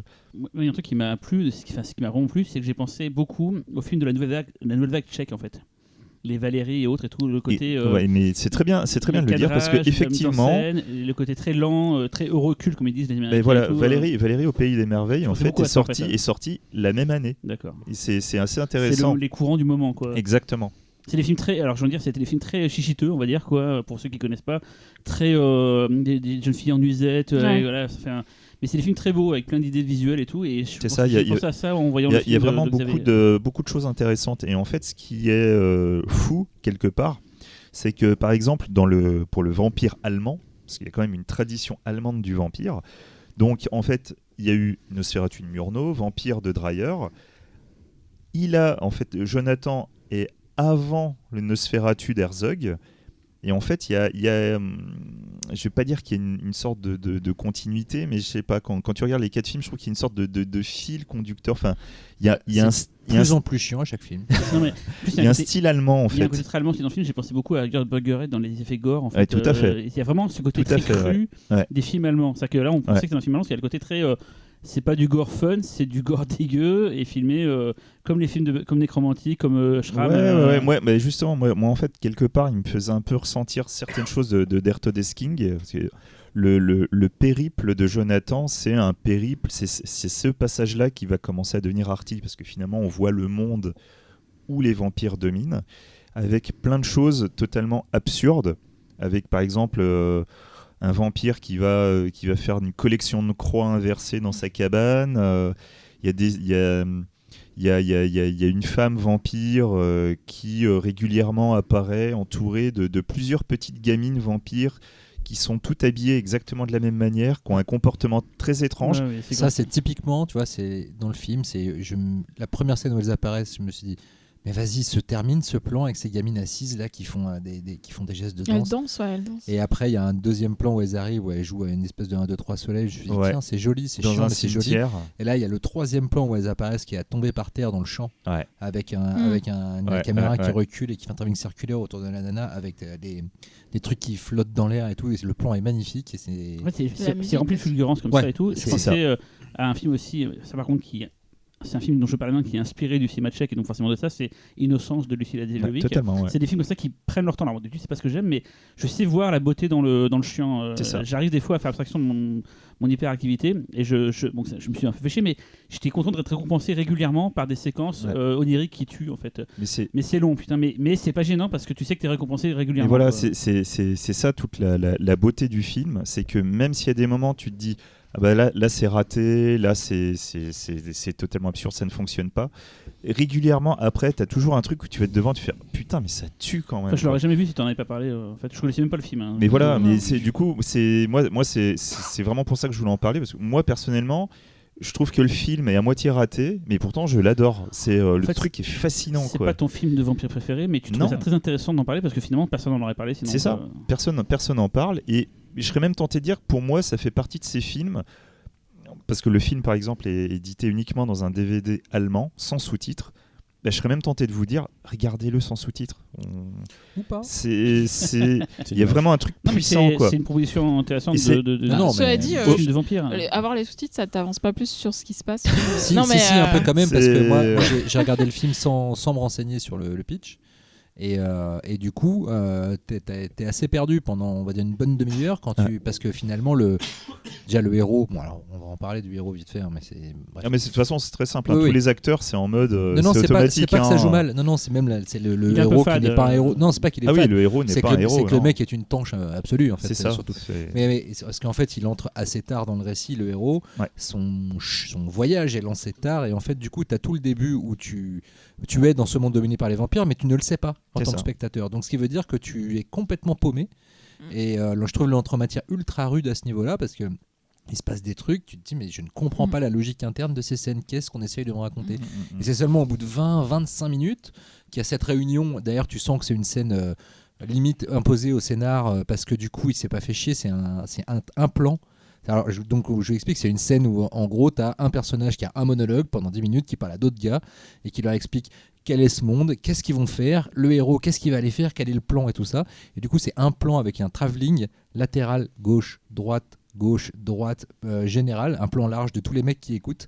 Tu sens que le mec s'est dit putain, j'ai 10 pages de scénario à filmer aujourd'hui avec ce putain de dialogue, on va essayer d'aller vite. Et moi, ça me fait Alors- penser beaucoup à tous ces trucs-là, que les ricains, que je disais tout à l'heure, appellent Euroculte. C'est tous ces vagues-là, on a eu en France Jean Rollin, c'est des films, c'est vraiment un genre particulier. Ah ouais, c'est un genre ce particulier. film un ouais, peu ouais. érotique, un peu. Vous étiez là chichiteux, avec des belles images, avec un rythme qui est un non-rythme en fait. Je sais qu'il y en a, enfin à l'étranger, c'est hyper apprécié, c'est genre. C'est comme Jean Rollin. Jean Rollin, c'est considéré comme un auteur en dehors de la France, et en France, c'est considéré comme un tocard, ce qui est, à mon sens, bizarre, mais bon. Donc voilà, c'est vraiment ce genre de film. Enfin, ça m'a pas choqué en fait. Mais Quand j'ai vu, je m'attendais à ça en fait. Moi, je tiens à préciser aussi un truc, c'est que moi, je suis pas le plus grand fan de Rollin. Ouais, mais tu vois le. Il y a quelques films que j'aime de Rollin, Mm. mais je peux pas dire que je suis un fan hardcore. hein. Il y a un film, j'aurais pu parler aujourd'hui de vampire qui s'appelle Morgane et ses nymphes en fait, qui est un film sorti chez Mondo Macabro, qui est pareil, ce côté un Ouais. peu Je préfère recul qui Morgane, c'est vachement bien, mais voilà, c'est ce côté très cotonneux, très qu'on a Ouais, fait en ouais. France pendant des années, qu'on trouve plus trop et qu'on retrouve d'ailleurs maintenant un petit peu dans les films de Gonzalez ou Ouais. Mandico. Ouais. Ils reviennent à ces trucs-là Mm. finalement qui font partie de l'histoire de France en fait, du fantastique. Mais moi, ça m'a fait penser à soit une version pas drôle de du Polanski, du Bal des Vampires, Mhm. et je me demande si Brian Clements, il a pas vu ce film quand il a écrit Captain Chronos aussi, parce que Ouais, c'est possible. Ouais. parce que ayant revu Captain Chronos il y a pas très longtemps, on retrouve quand même pas mal de similitudes, même Ouais, dans la c'est- construction de l'histoire. C'est pas bête, c'est pas bête. Et justement, enfin, d'un point de vue plus classique, enfin, pour essayer je vais essayer de vous appâter un peu, quoi, merde. Les plans, Parce qu'il t'a pas il y a- aidé, il y a Laurent, beaucoup de hein. plans séquences en Ouais. fait. Il est très étonnant C'est le voilà, tout et premier, en fait d'ailleurs. le Bah, niveau mise en scène, c'est cool. Hein. derrière Ouais. la caméra, on trouve Robbie Muller qui a donc travaillé avec Wenders, Jarmusch, donc Mystery Train, Deadman, et Friedkin sur D'accord. Police fédérale Los Angeles. oui. Voilà, donc excusez du peu. Et je tiens surtout à souligner, et ça je me tourne vers La Cyril, musique. la Mais musique. oui. Mais elle est démente, la La musique. première Putain, mais scène. qu'est-ce que Pour la c'est scène, même tout le long, Ah non, elle est mais tellement- cette musique, mais je suis amoureux Mais la quoi. première scène, effectivement, la musique, elle La est démente. première Je me suis dit, tiens, scène, c'est elle est mortel. géniale, Je me suis renseigné voir s'il y avait des BO et tout. Quoi, mais... Et effectivement, après, ça s'arrange, c'est un peu moins présent, mais il y a des plein de morceaux cool. en Ouais, fait, mais tu vois, il y a même un passage, et là je me tourne vers Véro, Oula. qui fait très Wickerman, je trouve, Ah. avec la, Bah oui, oui. la nana dans sa Bah oui, cabane justement, en train ouais. de chanter et tout. Puis- Elle chante. et tout ce que ça dégage derrière, des super sensuels et tout, machin. Mhm. C'est. Ah, voilà, moi, c'est là que le film m'a perdu sur la chanson. Quand même. Ah ouais. Moi, c'est moi là qui m'a rattrapé. Ouais. Tu vois. Ouais. Du coup, DVD sans sous-titres, donc c'est compliqué pour voir. DVD sans sous-titres. Alors après, moi j'avais vu un DVD avec sous-titres Un anglais, bootleg. mais je pense que c'est un bootleg. Voilà. Et je tiens aussi à préciser deux choses. C'est qu'il existe deux montages du film. Donc il y a un montage de 97 minutes qui n'est pas l'intégrale, mais c'est la version ciné qui était sortie à l'époque en Allemagne. La vraie version doit durer 1h50. Donc si vous voulez vraiment avoir toute L'expérience l'histoire, totale. c'est 1h50. Et je tiens quand même à préciser que dans les 1h50, ça rajoute quand même un petit peu d'interaction parce qu'il y a quand même le rapport entre Jonathan et Mina, par exemple, qui devient totalement inexistant dans la version de 97 minutes. J'ai une question qu'on pose jamais d'ailleurs entre nous. Comment t'as découvert le film? Alors je serais incapable de me rappeler où, mais moi c'était en salle. Tu l'as vu en C'était festival du coup? Ouais, je sais plus si c'était en festival ou en cinémathèque, mais c'est comme ça que j'ai vu. Ouais. C'est tout, d'accord. ok. Ouais, c'était comme ça. D'où la version longue que t'as vue toi. Voilà, c'est ça. Ok. En tout cas, t'as réussi à me faire regretter de ne pas l'avoir vu. Attends de le voir, on va dire non, ça, mais, t'as l'air- non, mais Non, C'est, mais euh, Il est j'aime- exigeant. hein. j'aime beaucoup le cinéma contemplatif et tu as parlé de Lucille Adziel. Putain, Lucille Adzialilovic. merci. Plus période d'innocence que Révolution. mais ça reste un peu cette vague-là de... C'est vraiment le cinéma tchèque. Si t'aimes bien Ouais. le cinéma tchèque de la nouvelle vague, Ouais, totalement. Borovitch aussi. Voilà, Ah, le cinéma polonais totalement. aussi, genre la Ouais. Clepsydre, Ouais. tous les trucs un peu comme ça. Tu vois, les films un peu d'Europe de l'Est et tout, c'est vraiment le délire de ça. Moi, je sais que des fois ça marche, des fois ça marche pas. Là, j'étais plutôt. je trouvais C'est ça selon pas ton mal. humeur, en Et fait. moi, pour le coup, c'est comme Laurent, j'avais pas lu le pitch avant, donc j'étais un peu perdu quand même une bonne partie du film. Et je trouve qu'à la fin, j'avais quand même encore un doute de me dire est-ce qu'il y a vraiment des vampires dans ce film-là en fait. Mm. Est-ce que c'est pas juste une bande de fous Ouais. tu vois, qui ont Ouais, pris je le vois ce que pouvoir tu en veux fait, dire, parce ouais. que Ouais. concrètement, il n'y a pas vraiment. Il y a seulement la scène où il s'introduit dans la chambre au début là pour. Ouais, mais tu vois, au final, ça peut être un Ouais. maniaque. Il sort en plein jour. Tu pensais que c'était un truc à la Sacré Graal en fait? Ouais, Qu'à la peut-être. fin, c'est des fous, Mais je comprends tout à fait parce que c'est vrai qu'à un moment Mais après, c'est bien que ça laisse le doute, mais- la volonté l'allégorie sur le nazisme est des fois trop prenante sur le fantastique. Donc il y a des fois tu sens qu'il s'oublie un peu dans son message. Mais je pense qu'il y a pour moi, il y a des problèmes enfin, c'est pas des problèmes de montage parce que je pense qu'il n'y a pas grand chose de pas voulu dans ce film. Je pense que c'est extrêmement maîtrisé sur les intentions de rythme, etc. C'est juste que tu resserres le rythme de certaines scènes et je pense que tu as une tuerie vraiment. Tu mets de la techno. Après, tu mets Non, mais tu vois juste le rythme précise- de montage Je de précise certaines que scènes c'était de son premier film, déambulation. donc Ouais. ça reste des erreurs D'ailleurs, de il premier a Non, mais fait en film. quoi, fait, derrière, t'as presque tu vois. l'impression de voir parfois des scènes de remplissage parce qu'il Ouais, parce tout à qu'il y a fait. des actions d'un personnage qui pourrait être montré en 3 secondes et 3 plans et qui sont montrés en plan séquence. Le mec il marche Ouais, mais- des plombes et comme tu disais, ponctuellement il y a des putains de fulgurances qui te réveillent et qui te disent putain mais ça c'est mortel et il y avait un potentiel de fou et moi il y a des images qui vont me rester longtemps. Enfin, un Il y a recut, vraiment des- Ah Laurent, bah faut oui, faire moi un je pense à recut, une image d'une nonne pendue il y a un ça, panoramique c'est comme ça dans ouais, la ouais. nuit avec C'est la mortel, nonne ça. blanche. Ouais. C'est Ça, pareil, c'est un des plus beaux mortel, du film quoi. Et d'ailleurs. Ouais. le plan où vers la fin il est amené chez les Ouais. vampires Ouais, et qui ouais. sont filmés en dessous, ils sont à l'escalier et t'as le plafond peint. Ouais, et tout, ouais, et- ouais. Et est-ce que le mec a fait d'autres trucs derrière ou... Ouais, alors en fait, il a réalisé d'autres films qui n'ont pas eu ce statut culte, mais en fait, il est surtout connu pour un des plus gros soap-opéras d'Allemagne. D'accord. Liebenstrasse, je crois que c'est ça, ou Liebenstrasse. je C'est sais un plus peu comme exactement. Serrador Mais dont avec on Kundostress, parlait. mais Voilà. oui. Mais c'est vraiment un des. J'étais en train d'y penser. C'est un des plus gros soap-opéras allemands, un des plus longs. Enfin, c'est ultra connu. Bon, tu demandes à des Allemands, il y en a beaucoup qui te diront que c'est voilà, c'est horrible. Mais voilà, enfin, voilà. Le monsieur n'a pas continué dans le fantastique. Il faut bien manger au bout d'un moment. Ah donc, bah, c'est ça. C'est mon tour. Vas-y. Je vais pouvoir faire la même blague qu'il y a 2 semaines. C'est une spéciale prénom, puisqu'après Jonathan, on va parler de Martin. Qu'est-ce qui est jaune et qui attend? Oh là là. C'est Martin. J'ai pas osé la faire. Du coup, oui, il y a 2 semaines, on parlait de George Romero, juste de George Romero. Et là, on va encore parler de George Romero, mais parce que j'ai choisi mon film préféré de vampire, qui est mon film préféré de George Romero, qui est Martin, et qui est aussi le film préféré de George Romero, sachez-le. Ah, même devant C'est Night vrai. Riders. C'est vrai. Enfin, il a dit ça pour te faire plaisir. Non, en plus, il le dit sur les bonus de Night Riders, donc c'était même pas vendu sur... Bref. Oui, je montre avec mon doigt comme ça. On si dirait je la veux. maîtresse, déjà.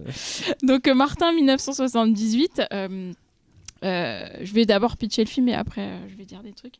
Donc en gros le film commence par une scène assez choquante, mais une scène excellente de toute façon. C'est un peu comme Jonathan, c'est la première scène qui embarque tout de suite dans le film.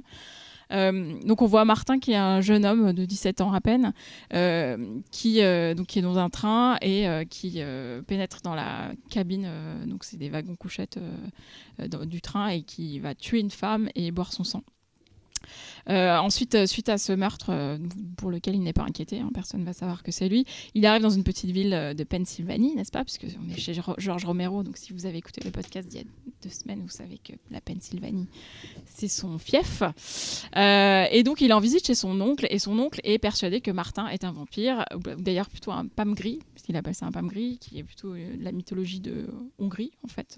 Ouais, qui, du coup, est un peu présenté comme une sorte de malédiction familiale, Voilà. de fardeau. Voilà. Du coup, il interdit à Martin de communiquer avec sa fille, donc la cousine de Martin, qui est jouée par Christine Forrest, donc la femme de Romero, dont on a aussi parlé il y a 2 semaines. Et en fait, il lui explique que malgré son apparence, Martin a en fait 84 ans, que c'est un Nosferatu, et qu'effectivement, il est dans la famille depuis longtemps, et que c'est la malédiction de la famille. Donc, il a mis de l'ail partout dans la maison, des croix, etc.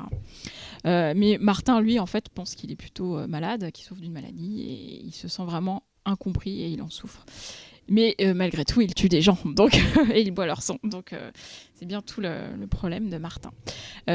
Donc en fait, cette scène, la première scène dans le train, je trouve qu'elle résume assez bien ce qui me plaît dans le film, c'est-à-dire qu'il y a vraiment un réalisme malaisant, un onirisme et une pointe d'humour en fait, qui est vraiment présente dans Martin. C'est aussi pour ça que j'aime ce film. Il a une approche vraiment originale du vampire, parce qu'il évacue tous les clichés, donc justement gousse d'ail, croix, miroir, etc. En fait, tout ça, son oncle va le mettre dans la maison, dans sa maison pour faire fuir Martin, mais en fait, ça n'a aucun effet sur lui. Et donc, en fait, Romero propose vraiment une relecture très moderne du mythe, en situant ça entre le thriller, une métaphore, une espèce de... je sais plus comment on dit, mais en gros, une métaphore de l'adolescence, le fait de devenir mature, et aussi évidemment une charge contre le fanatisme religieux. Et en fait, Martin, ça va vraiment être une victime dans ce film, donc malgré le fait qu'on le voit dès la première scène tuer quelqu'un de manière assez atroce, on va avoir de l'empathie pour lui parce qu'il est victime de sa condition qui clairement le pousse à tuer, il est victime de son jeune âge, de sa timidité qui fait qu'il a des problèmes avec les femmes, et il est victime des choses qu'on peut inventer sur lui, et notamment sa famille, sur les croyances en fait, dont il est victime et qui font qu'il est marginalisé. Le comédien qui joue Martin, c'est John Amplas, qu'on voit aussi dans Night Rider, et qui joue un espèce de fou, un fou au sens... Un bouffon. Voilà, un bouffon, voilà, exactement. C'est plutôt un mauvais acteur, je trouve. Et d'ailleurs, il n'a pas trop continué sa carrière après, c'est pas grave. Mais pour le coup, il est parfait pour le rôle de Martin, parce qu'il est très maladroit et voilà, il est tout frêle. Voilà. Et donc... le film sur la partie j'aime bien ce film sur la partie critique de la religion, parce que effectivement il y a ce fanatisme qui fait que Martin est complètement stigmatisé, et en plus il y a une scène avec Romero lui-même qui joue un prêtre qui est assez drôle, et parce qu'en gros c'est un prêtre qui est là, qui boit du vin, il est là en gros pour profiter de ses fidèles. On sent qu'il est beaucoup moins impliqué finalement et concerné que ses propres fidèles. La photo du film est pas belle, mais en fait justement je trouve que ça souligne la laideur de la réalité dans laquelle évolue Martin, et justement à ce titre le sang qui est hyper rouge, la métaphore du sang rouge vient donner de la couleur à la vie de Martin en fait. Et par ailleurs il y a des scènes en noir et blanc, et qui sont un noir et blanc vraiment crade en fait, parce que c'est soit, alors y a un doute qui est laissé, est-ce que c'est des souvenirs ou est-ce que c'est des rêveries de Martin lui-même qui réinterprète la réalité pour se rêver comme un vampire un peu romantique, comme dans les films de la Hammer, hein, justement, peut-être par rapport à toute l'imagerie que lui-même reçoit. D'ailleurs, il y a un moment dans le film où il va se déguiser en vampire avec une cape et des fausses dents, etc., pour dire voilà ce que je ne suis pas, même s'il est quand même autre chose. Et en fait, donc du coup, tout ça, ça participe à cette espèce d'ambiance en même temps réelle, en même temps décalée et rêveuse, en même temps drôle. Il y a vraiment des moments drôles, notamment la meilleure scène du film, qui est le moment où il va aller attaquer une femme chez elle et finalement découvrir qu'elle est avec son amant. Cette scène, elle est formidable. Elle est hyper bien faite, elle est hyper bien découpée. Elle est en même temps drôle, angoissante. On a peur, c'est mélangé avec des scènes de rêve. Il y a de l'humour parce que la situation est cocasse et on se demande, les gens essaient de se fuir, d'échapper à Martin, ils n'y arrivent pas. Voilà. Lui-même est un petit peu maladroit, donc voilà. Moi, je trouve vraiment ce film formidable et la musique est vraiment géniale. C'est un mélange de sons tribaux, de percussions, de voix, de murmures, de grognements. Toute l'ambiance de malaise tient aussi là-dessus. Et moi, j'aime bien les films où il y a du malaise, en fait, j'avoue. Et donc, jusqu'au bout, on ne saura pas quelle est la véritable nature de Martin. Et la conclusion du film, qu'on ne va pas dévoiler, est vraiment choquante et elle nous saisit. Enfin, moi, je trouve que vraiment, Romero a ce talent de nous faire adhérer à ce personnage qui est détestable, qui est joué par un acteur mauvais, qui a tous les défauts de la Terre. Et pourtant, on est de son côté, quoi. Donc, encore une fois, Romero nous met du côté des marginaux et j'adore. Voilà. C'est ça qui m'a dérangé, en fait. C'est le côté... alors, c'est pas du tout le fait que ce soit marginal, c'est le côté que le personnage ne soit pas du tout attachant. Qu'on s'en foute, en fait. Et par contre, j'ai trouvé que le film, par rapport à ce que j'avais dit il y a 2 semaines sur Romero, je trouve que le film est superbement bien réalisé. Qu'il s'inscrit vraiment dans une vague new-yorkaise. On n'est pas loin de Cassavetes par moment. Et là-dessus ça marche vraiment, il transcende en fait cette nouvelle vague, je sais pas si on peut appeler comme ça, américaine, et il en fait du genre. Après je trouve que le film est chiant et que le personnage n'est pas attachant, mais il y a des moments sublimes comme la scène du train, comme la scène avec le couple là, dont tu parlais. Je suis très partagé sur le film, et malheureusement j'aurais aimé l'aimer, voilà. Mais ce n'est pas un film de vampire. On sait pas. Quelqu'un qui boit du sang. Ouais, enfin. Vous en avez pensé quoi? Moi, en tout cas, moi c'est Team Héros. Ah. Non, mais c'est vrai que Martin, moi, ça fait partie des Romero que j'aime beaucoup. Pareil avec The Crazies, Season of the Witch, ils ont tous ce côté un peu sale derrière et tout que j'aime bien. Je suis pareil, je suis comme toi. Hein, T'aimes bien le malaise, toi? Ouais, j'aime bien. Non, Martin, je trouve ça super intéressant, cette tentative de déconstruire totalement le mythe du vampire. Je trouve qu'il est, il est très fort sur l'aveuglement religieux aussi. Pas vous dire pourquoi, regardez le film, mais je trouve qu'il y a quand même des pires idées et c'est vraiment bien vu. Après, tu sens aussi que voilà, quoi, il était encore dans cette mouvance à vouloir s'éloigner d'une nuit des morts vivants, cette volonté d'arriver vers un autre cinéma. Bon, comme tu parles de Cassavetes, oui, voilà, tu vois, je pense qu'il aurait peut-être plus aimé aller dans cette direction-là. Bon, écoute, hein, ça ne s'est pas fait. Il le fait bien. Hein. Et oui, non, mais voilà, quoi, c'est un film qui n'a pas eu de succès non plus. Pareil que Season of the Witch, pareil que le drame qu'il avait fait avant. Là. Bon, écoute, voilà, ça a été. Ça, Georges, hein, écoute. Non, mais ça, c'est ce qui a créé finalement son cinéma et qui a permis d'arriver à des grands films comme Zombie. Voilà. Voilà. Mais bon, après, Martin, moi, je trouve ça super. Quoi. Effectivement, le mec joue très mal. Mais du coup, ça donne un truc, quoi. Du coup, tu te demandes si même il a pas choisi cet acteur justement parce qu'il jouait mal. Ouais. Non, il y a vraiment, je sais pas, je trouve le film fascinant, super. Enfin, moi, j'aime vraiment beaucoup, quoi. Et il y a quand même une scène très touchante quand il perd sa virginité, on va dire, avec une femme vivante, puisque jusque-là, c'était qu'avec des femmes endormies ou mortes. C'est ça. Et c'est quand même assez touchant, moi, je trouvais, mais bon. Ouais. Non, Laurent? Moi, je suis plutôt Team Talal. Ah, mince. J'ai jamais... mais enfin, je vois toutes les qualités du film et Dieu sait qu'elles sont nombreuses, mais je rentre pas dedans à cause du problème d'identification au personnage principal. Voilà, donc du coup, je vois la brillance, mais elle ne me fait pas bronzer. Donc, on est- n'importe quoi ce que donc je on- dis. c'est donc très on beau est ce que tu viens de 5, dire. et Et je vais devoir Ouais, départager. quoi. Cyril. Et du coup, je suis Tim Talal et Laurent. Oh non. Je me suis fait un peu chier. C'est con, écoute mon micro, Xavier. Alors moi, je me fais pas chier. Franchement, je trouve Ah. le film fascinant. Je me trouve. Non, Mais en revanche, ouais, J'étais super content au début parce qu'en fait, Peut-être je veux dire un truc très con, mais j'adore les scènes de train. C'est un con, mais j'adore Ah. les scènes. Et au début, c'est mortel, je le trouve séquence mortelle. Mais ça va jamais plus loin que ça, et je me suis un peu fait chier, quoi. Voilà, quoi. Ok. Voilà, mais c'est pareil, je vais pas dire du mal du film parce que t'aimes bien, Oui. donc je vais pas défoncer le film. Tu vois, je suis le seul mec sympa ici. Ouais. Mais du peu que j'ai vu de Season of the Witch, ça m'avait aussi chiant en fait. Et j'ai pas vu The Crazy, mais en fait, les trois, Ah sont, non, ça n'a rien à voir. les trois sont sortis d'ailleurs chez un coffret chez Wellside, où c'est le Ouais. Early Year en fait, Romero. Quoi, donc, voilà, Récemment là Non, à l'époque en DVD. Ah oui. Dans les Voilà. Introuvables, non d'ailleurs. C'était un coffret avec les trois ensemble. Non, mais c'était bah, la collection Les te Introuvables. calme. Et Alors moi, je l'ai justement, vu en oui. DVD Wildside. Justement, et oui, et j'ai vu aussi le DVD Whiteside Introuvable, ça faisait partie de ma pile de trucs Ah que oui, c'est j'avais. introuvable, t'as raison, t'as la... Ouais. Ouais. Mais d'ailleurs, Alors, il est il va ressortir en En plus, Blu-ray je là. te fais de la pub. Je crois en Non, Angleterre. non, on a plus les droits. Ah, il sort bientôt. En Ouais, France. il me semblait. Non, pas en France. Pas en France, je sais plus. C'est US ou Angleterre. Le futur Blu-ray. Ah, c'est pas un Arrow, je crois. Il y a... Je me demande si c'est pas Arrow qui le Mais ressort. il y avait, qu'on disait la dernière fois, je crois que c'est Laurent, il disait qu'il y avait un coffret avec les tout premiers films de Romero. Ouais, chez Arrow, ça. C'était tout à l'heure, je Ouais. publié ça. Et je crois que ceux-là sont prévus aussi, il me semble. En France. Peut-être ensemble. En France, je crois pas, non Non. Ah, tu parles en France, Non, toi, à là, mon non, avis, non. c'est Angleterre ou Parce que US. ceux-là sont sortis en Angleterre. Enfin bref. Bon, moi, j'ai envie qu'on passe au film de Talal. Ok.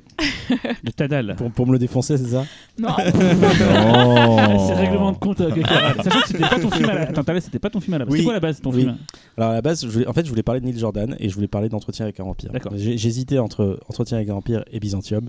Et finalement, j'ai pas choisi Neil Jordan. Et j'espère qu'on reviendra vers Neil Jordan un jour parce qu'il y a plein de choses à dire Ah sur oui, Neil Tu il Jordan. feras un œil. Et il puis voilà, méritera c'est son- réglé. Non, il faut faire une spéciale Neil Jordan. Il y a mérite plein de son- Je suis trucs à d'accord, dire. moi. Ok, Mais d'un côté, on a ok. déjà parlé de C'est trucs. génial, On a Jordan. déjà parlé de la compagnie des loups. Donc, Merde, je Oui, reparlerai. mais je attends, t'en- il y a C'est déjà In une Dreams. fois, j'ai voulu reparler de la compagnie des loups. Quand on a fait une spéciale film de loup-garou, tu m'as dit non, parce que tu as déjà parlé de la compagnie des loups. Non, je ne c'était sais plus le G quelle qui en avait occasion. parlé, qui en avait le G dans son programmateur. Et du Il y a- coup, je reparlerai de ce film autant que je veux. Il y a la On évite Compagnie de- des loups, il y a In Dreams plus récemment, il y a Entretien avec un vampire et il y a Byzantium. Déjà, c'est les 4 premiers Et qui puis m'ont là, il y a dans Greta, fantastique. ça a l'air mortel. Non, je rigole. Non, Greta, ça a pas l'air très bien. Ouais, toi, Mais- t'as- mais Le ouais, Shark faudra Boy, faire mais qui est un- pas fantastique. je Bon, crois. bref. Et donc, j'étais un petit peu inquiet parce que je me disais, merde, finalement, je vais prendre aussi un film qui est pas forcément évident alors que je voulais prendre un truc peut-être un peu plus Un peu mieux que ce que vous avez pris. grand bande de cons. public. Et à suite à une discussion avec Xavier qui décidément influence beaucoup, je me suis tenu à ce film-là. Mais par contre, on se rattrape parce que les deux films qui arrivent après, il y a un excellent film et peut-être l'un des meilleurs films jamais réalisés qui vont arriver après. Ouh, quel Et, Cy- teasing. et Cyril et Laurent vont en parler très bien, j'espère. Ils ont intérêt. Donc moi je vais parler de The Hunger, Les Prédateurs, un film de 1983 réalisé par Tony Scott. Donc de quoi ça parle The Hunger, c'est Myriam, une vampire millénaire d'apparence jeune et belle, vit avec John, son compagnon, un homme qu'elle a transformé il y a 3 siècles en lui promettant l'amour éternel. Seulement John est frappé par un rapide processus de vieillesse et Myriam rencontre Sarah, une biologiste, donc elle rencontre pour essayer de sauver John en fait. Seulement Myriam va tomber follement amoureuse va plutôt se tomber sous le charme de la jeune biologiste. Donc, en fait, moi, j'ai revu le film il n'y a pas très longtemps. Là, je l'avais vu la première fois en DVD quand il a été réédité il y a plus de 10 ans, 10-15 ans. Et je m'étais fait chier, mais gravement chier, quoi, en fait. Et même si je trouvais le film beau. Et donc, il n'y a pas très longtemps, le mercredi 13 mars dernier, j'étais à la Cinémathèque, invité par un ami. Et c'était un festival qui se passe à la Cinémathèque qui s'appelle Toutes les mémoires du monde. Et là, cette fois-ci, c'était parrainé par ton grand ami Laurent, Nicolas Winding-Refn. Donc, on n'était pas sans reste aussi, parce qu'il y avait le chef opérateur du film, Stephen Goldblatt, mais T'as dit le nom du film, Ricky. surtout Catherine Deneuve. J'ai dit le nom du film. Oui, tu l'as dit, oui. Donc, Les Prédateurs, c'est quoi ? C'est le premier film de Tony Scott, qui à l'époque était comme son grand frère, un gros clipper. Et à la base, donc, la prod voulait engager Alan Parker, sauf que Parker n'étant pas disponible, il a lui-même suggéré Tony Scott en disant que c'était un futur talent à venir. Il faut savoir, ces gens-là appartiennent à peu près à la même génération de réalisateurs et ont eu plus ou moins un peu le même vécu. Donc c'est quoi aussi ? C'est une adaptation d'un roman, un roman horrifico-érotique d'un auteur qui s'appelle Whitley Strieber. Et En fait, il y en a 2. oui, c'est une trilogie même, je crois. Ah, je sais plus. Il me semble- semblait qu'il n'y en avait que 2, mais peut-être que c'est une trilogie. Il me semble que Il c'est n'y en a une pas trilogie. qu'un, ça c'est sûr. Ouais. Et donc, pour son premier film, Tony Scott s'entoure plutôt bien. Alors écoutez bien ça, il a Catherine Deneuve, David Bowie et Susan Sarandon. Donc, et je crois, en tout cas moi c'est personnel, c'est mon regard, je pense que c'est le meilleur film avec David Bowie. Je trouve qu'il est incroyable dans le film, même s'il apparaît pas énormément. Et on a une Catherine Deneuve qui, je pense, a été castée grâce à Belle de Jour, sur son côté très très sensuel. Et on retrouve un peu le personnage très froid, comme tu dis Cyril, mais hypnotisante, énigmatique et supra élégante. Donc je parlais tout à l'heure de Goldblatt. Donc Goldblatt, c'est le chef opérateur de Cotton Club et de plus tard L'Arme Fatale. Après, il a eu une carrière peut-être un peu moins intéressante. Et c'est surtout au costume, on a Milena Canonero, qui est connue parce qu'elle a fait une flopée de films, dont les plus connus c'était Barry Lyndon et Shining. Et au SFX, donc aux effets spéciaux prosthétiques, on a le grand Dick Smith, donc le Parrain, Amadeus, L'Exorciste, Scanners, voilà, on ne présente plus. Donc au départ, la volonté de Tony Scott, c'était de faire une sorte de version arty des films d'exploitation érotique de vampires des années 70, donc des trucs comme des titres que je n'ai jamais vus personnellement, mais que tu as sûrement vu, Xavier, comme Vampiros Lesbos, Vampire Lover. Vampiros Lesbos, génialissime. J'y ai pensé un moment pour le podcast. Ouais. Oui, c'est bon. Psychédélico, Et bizarre, avec une bande originale de dingue. Et Miranda Soledad, qui est magnifique. Donc voilà, la référence dont tu as parlé, de Vampire Lover, Blood and Rose, voilà, c'est vraiment des films donc, de vampires assez cul, d'exploitation. Et donc voilà, sauf que Tony Scott il met sa sauce. À cette époque-là, il se prend vraiment pour un grand auteur, ce que je pense qu'il était vraiment.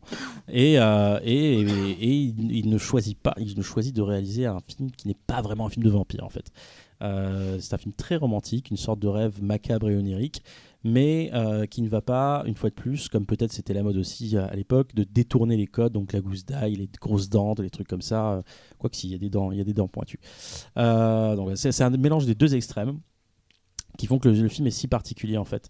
On a un casting européen, un casting US, musicalement c'est un gros clip, faut le dire. T'as de la musique classique, de la pop, de la rock. La séquence d'ouverture est assez dingue, avec une sorte de morceau de tube rock gothique d'un groupe très connu à l'époque qui s'appelait Bauhaus. Et juste après, quelques séquences après, on voit David Bowie en train de tuer un gars qui fait du roller sous du Iggy Pop. Et quelques scènes après, on retrouve Catherine Deneuve et David Bowie en train de jouer de la musique classique, piano, violon. Donc vraiment, le film a cette particularité-là d'être très très riche et d'aller dans les extrêmes tout le temps, en fait. Par contre, c'est un film très lent. Donc je pense que tu l'as vu Cyril, je sais pas, tu m'en parleras. J'ai parlé l'autre jour d'ailleurs. Tu connais déjà mon avis.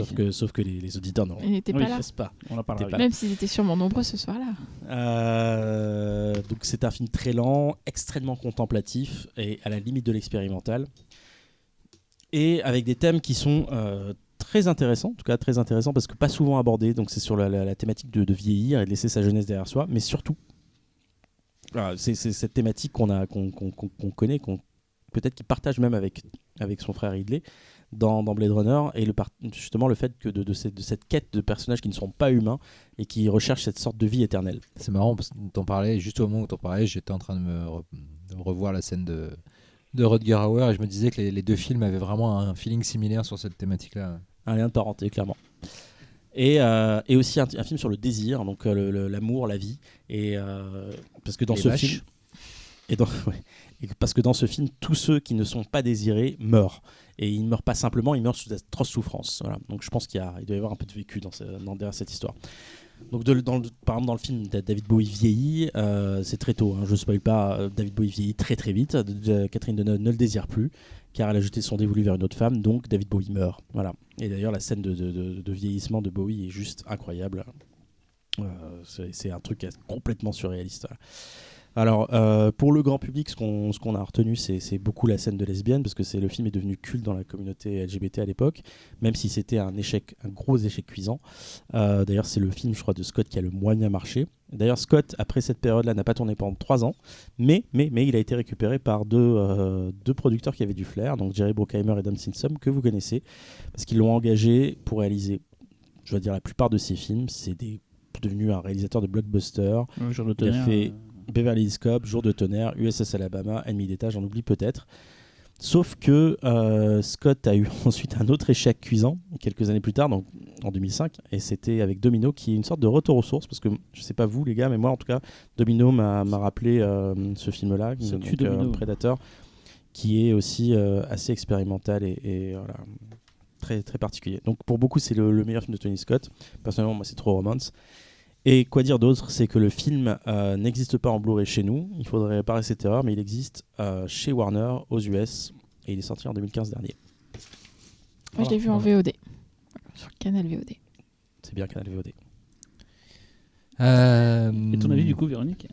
Bah oui, puisque tu l'as vu. Eh bien, je vais dire, je mets du suspense. Joker. Non, je connaissais pas le film, je l'avais jamais vu. Je suis hyper contente, j'ai adoré. Vraiment, c'est une belle découverte. Vraiment. Alors, on est sur les films à première scène, mais la première scène de ce film-là aussi, elle est ouf, quoi, avec le groupe Bauhaus. C'est Bauhaus, ouais. Un peu new wave comme ça, enfin beaucoup d'ailleurs. C'est vraiment, j'adore. La lumière est super belle, tout est beau, c'est romantique. Moi, j'adore. J'ai vraiment adoré. Alors, Merde, mon micro qui arrête pas de tomber. Et je précise, je l'avais vu en DVD il y a 10 ans, je l'ai dit, mais en le revoyant en salle, par contre, ça, je trouve que c'est vraiment. T'as quelques films comme ça qui sont pas forcément faciles d'accès. Et c'est quand tu les vois en salle dans un grand écran où t'es coincé entre 10 personnes d'un côté et 10 personnes de l'autre que tu te prends les images dans la gueule. Et c'est vraiment un film sensoriel. Et la bande sous le film, c'est pareil aussi. En salle, c'est pas pareil que le. Il est ressorti il y a pas longtemps d'ailleurs. Oui. C'est ressorti. Donc, ouais, merci à Refn parce que c'est lui qui avait carte blanche et qui a choisi ce film. Bah, merci Nico. Il y a beaucoup parfois, ça lui arrive. Je lui dirai merci Laurent. Moi, le Prédateur, je trouve ça sublime. Visuellement, le film m'hypnotise. Je trouve juste qu'il y a 2 gros problèmes de scénario. Je trouve que le film se relève jamais vraiment de la disparition du personnage de Bowie. Je trouve que quand il s'en va, je trouve que le film perd un peu de son magnétisme. Et je trouve qu'il manque un deuxième acte avec un peu de chair ou une amorce de troisième acte avec de la chair. Je sais pas, il y a un truc qui fait qu'à la fin du film, j'ai l'impression d'avoir manqué un tout petit peu de substance dramatique pour qu'on soit vraiment à un niveau stratosphérique. Parce que c'est pas un film dramatique justement et c'est pas un film à scénario en fait. Il y a une première partie qui est beaucoup plus scénarisée, effectivement, qui est à partir du moment où on a Bowie. Et ensuite en fait le film s'assume comme ce qu'il est, c'est-à-dire un film expérimental et où la thématique prévaut en fait avant tout. Elle est au-dessus, on va dire, de l'histoire. Mais bon, du coup quand tu lances un film avec une structure narrative au début pour t'intéresser au personnage, que ça fonctionne parce qu'ils sont d'un super bien filmés, de deux ultra incarnés par des acteurs ultra charismatique et que après tu lâches un peu ça, il y a un côté soufflé émotionnel qui retombe parce que tu te dis le début tu te dis ça va vraiment m'emmener loin parce que là il y a tout, le film est parfait au début, esthétiquement c'est sublime, thématiquement ça s'annonce passionnant, les acteurs sont mortels, tu te dis putain ça va aller très très loin et au final le fait que ça soit de moins en moins incarné en termes de narration et pour être de plus en plus expérimental, j'adore l'expérimental mais moi j'ai quand même l'impression qu'il abandonne du coup les personnages tu vois un peu en cours de route. Moi du coup je trouve que ça raconte aussi le ressenti du personnage de Catherine Deneuve, c'est-à-dire qu'elle est de toute façon obligée de se détacher du temps, des sentiments et de prendre de la distance. Enfin, pour moi, c'était une métaphore de ça aussi, tu vois. C'est pas faux, mais du coup, et moi, ça je me suis rejoint un peu détaché l'entretien du film, avec en fait. un vampire que tu voulais choisir. Enfin, Oui, on mais perçoit tu vois, ça dans les romans d'Anne Rice, ce côté du temps qui est distendu oui, mais tu vois, et qui dilue tout en fait, quoi. D'entretien avec un vampire, en effet, c'est la même thématique, mais elle est dramatiquement maintenue de A à Z sur le film. Parce que c'est un film narratif. Oui, voilà, parce que c'est un film. vraiment, Oui, mais le truc, c'est que les plus Prédateurs, ça hollywoodien. commence comme un film narratif, ça finit comme un film qui n'est plus narratif. Et moi, le problème, c'est que j'ai l'impression qu'on m'a donné envie de voir un truc que finalement je ne vais pas voir. Je suis fasciné visuellement jusqu'au bout, mais en revanche, émotionnellement, à un moment donné, je quitte le film parce que la thématique devient trop abstraite.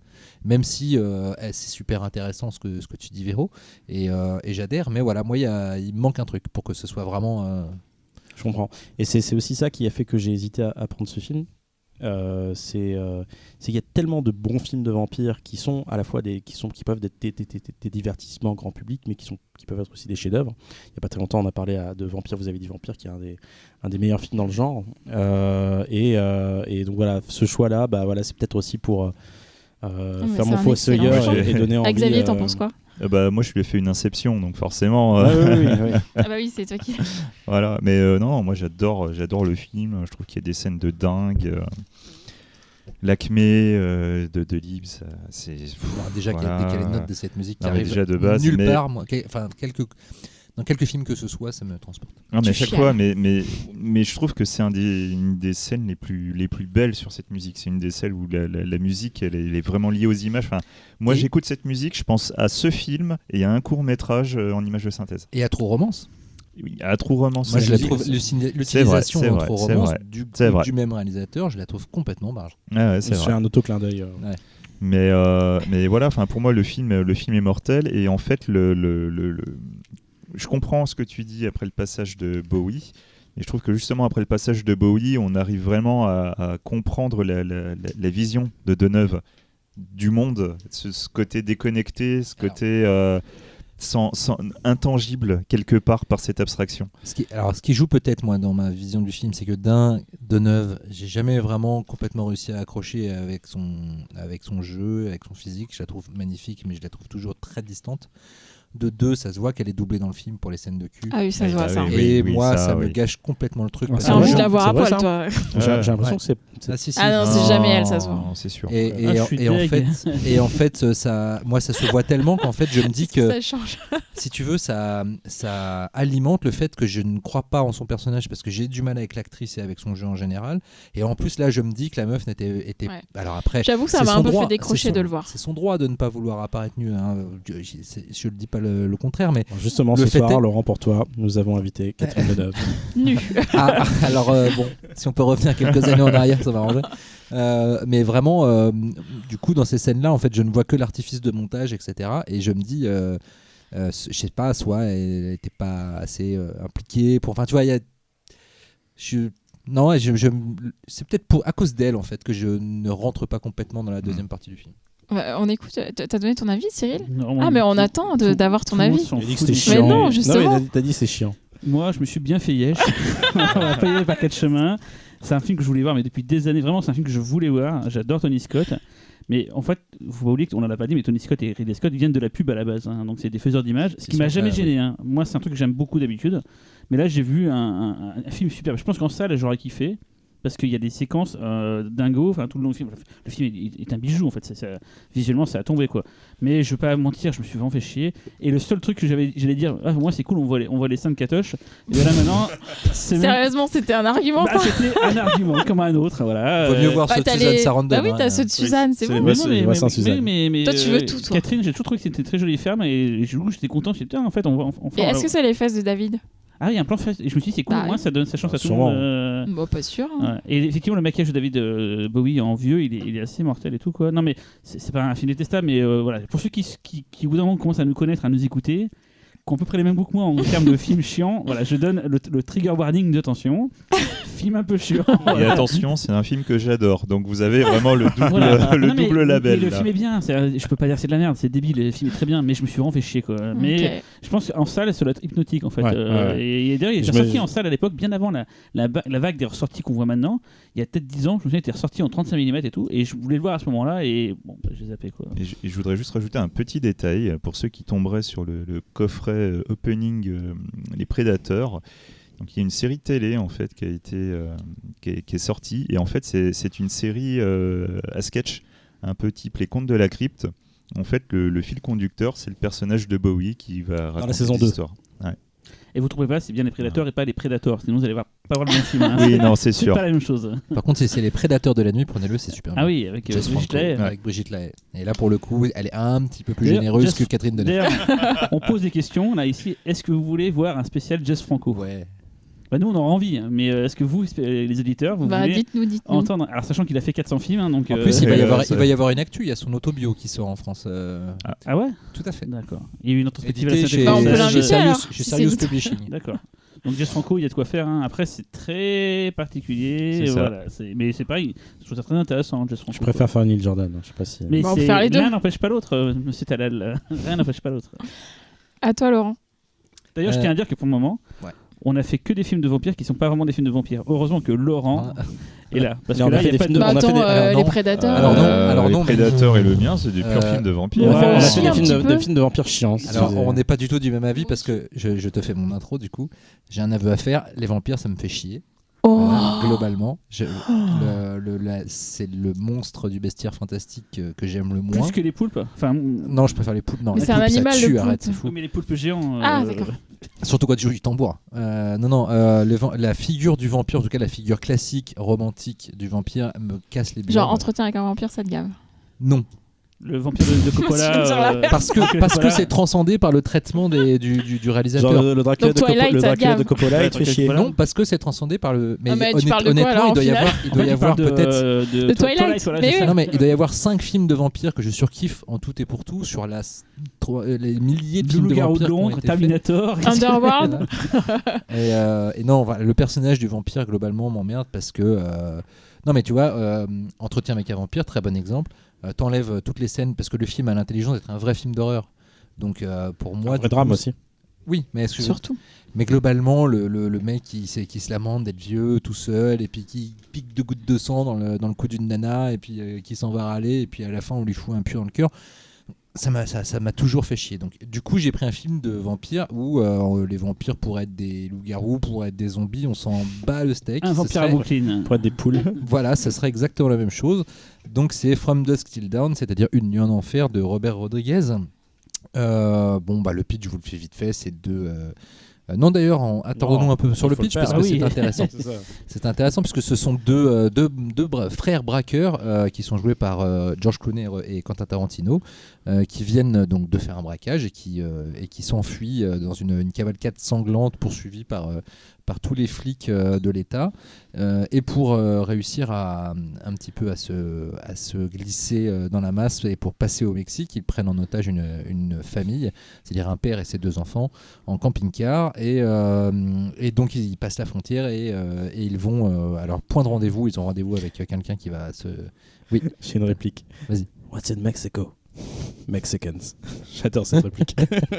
et donc ils arrivent dans un bar qui s'appelle le Titty Twister pour l'anecdote, c'est-à-dire le tordeur de tétons, voilà. Et, Ah, t'as envie de qui a dire failli tétons. être le titre original qui a du fait film. niette Ah oui. Titi, tout à fait. Et parce qu'ils ont rendez-vous là avec la personne qui doit les aider on va dire, à disparaître définitivement. Et là, on en est déjà à, je pense, une bonne heure de film. Donc, sauf que une fois qu'ils sont dans le bar et qu'ils commencent un peu à faire la teuf, parce qu'ils pensent être tirés d'affaire, ils se rendent compte que le bar est un repère de vampires et que le but des vampires, c'est de fermer les portes et de bouffer tout ce qui n'est pas vampire pour se taper une petite collation.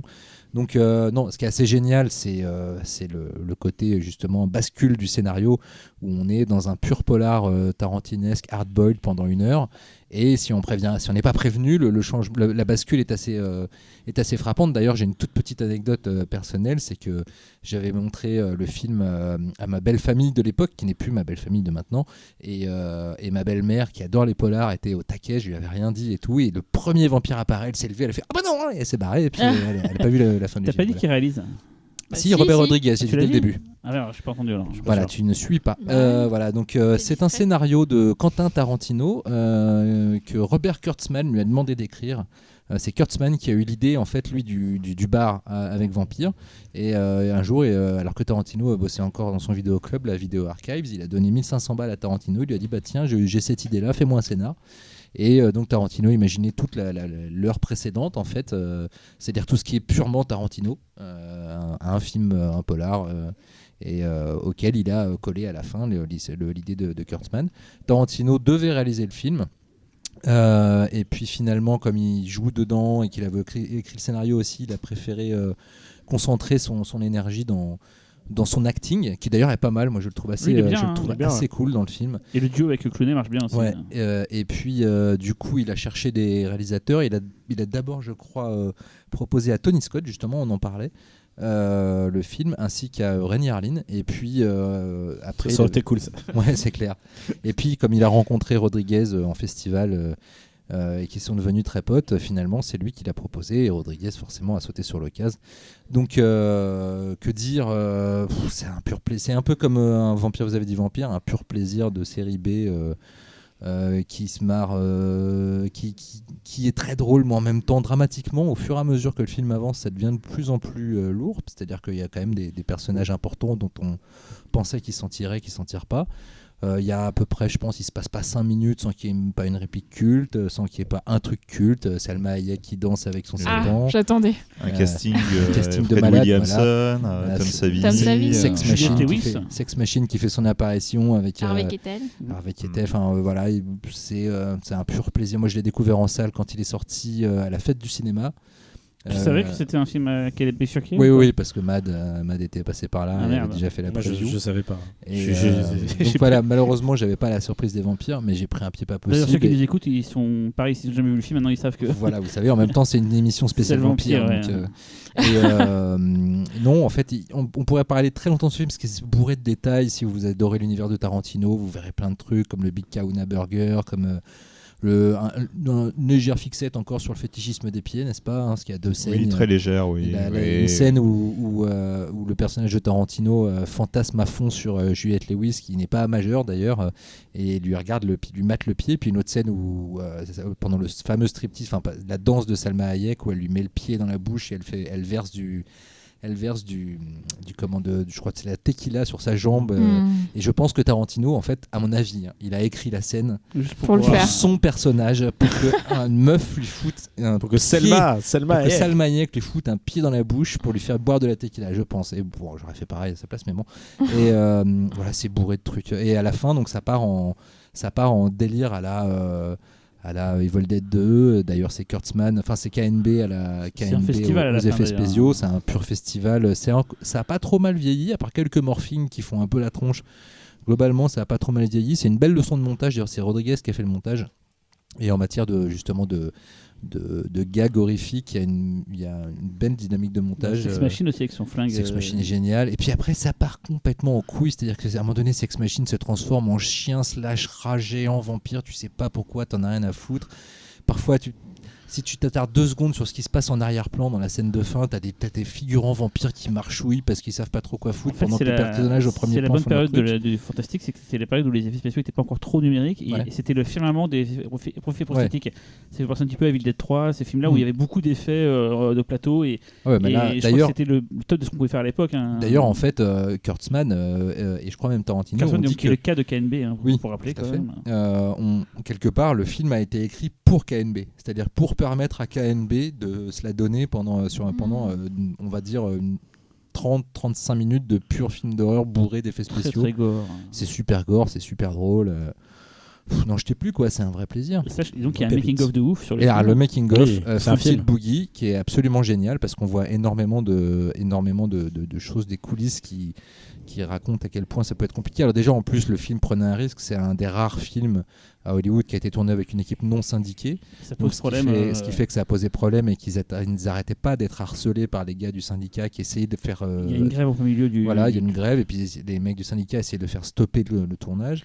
Le décor principal, la façade du Titty Twister a cramé pendant le tournage, ce qui a été un bordel pas possible. Mais c'est un docu qui est sorti, enfin 35 mm, qui est sorti en salle dans certains pays. Nous en Ouais. France, on l'avait en bonus sur le. tout à fait. Il est pas sorti Sur en la salle. suite. Il est sorti en salle chez nous. Pas en France, mais nous on l'avait en bonus de la suite de Ouais. Nuit en Enfer 2. Ouais. Mais c'est un film de cinéma à la base. Oui, tout à fait. un peu Fact-checking, comme, je suis sûr qu'il est sorti en salle en France. Non, c'est J'ai un un peu souvenir. comme la cinéma de chasse. Le Vous 2? pouvez voir. Non, il parle Non, de. Full Tilt Boogie, le making C'est un of. vrai film à la base. je C'est un tournage d'un film. Mais Moi, j'ai voilà. le DVD Zonin, donc il est en bonus du Zonin. Et en France, Miramax. c'était sur le 2. Ouais. Et voilà, c'est un pur plaisir. J'imagine de toute manière que si vous écoutez ce podcast, vous avez déjà vu ce film.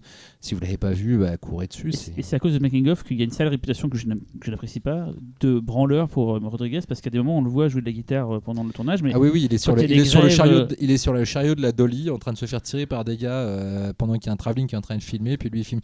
c'est Honnêtement, côté cool pour la caméra, c'est pas non, un non, mais branleur. alors, je suis pas Rodriguez, sûr parce que honnêtement, il n'y a pas un passage de ce making of où il est pas en train de jouer de la guitare alors que des gens lui parlent, et on a l'impression parfois qu'il est totalement déconnecté de ce qui se passe. Moi, je vois Après, moi je trouve que c'est globalement, il y a certains de ces films sont vraiment des films de branleurs en matière de mise en scène, d'une flemmardise absolue. C'est pas le cas de celui-là, que je trouve vraiment très très cool. Mais quand tu vois c'est les making-of de genre des Spy je crois Kids que machin t'as et tout. raison, il y a une sortie. Ouais, quand tu vois Il est les sorti Spy en Kids, été, quand tu un vois mois les d'août, Spy- si je me rappelle bien. Juin. Quand tu vois les making-of des Spy 99. Kids machin et tout, en fait, tu vois que c'est pas tant un branleur que ça Non, en fait. en plus, le mec, il est passe comme- son temps à réfléchir à son film, d'aller Ouais. la nuit, En faire des plus, machins et tout.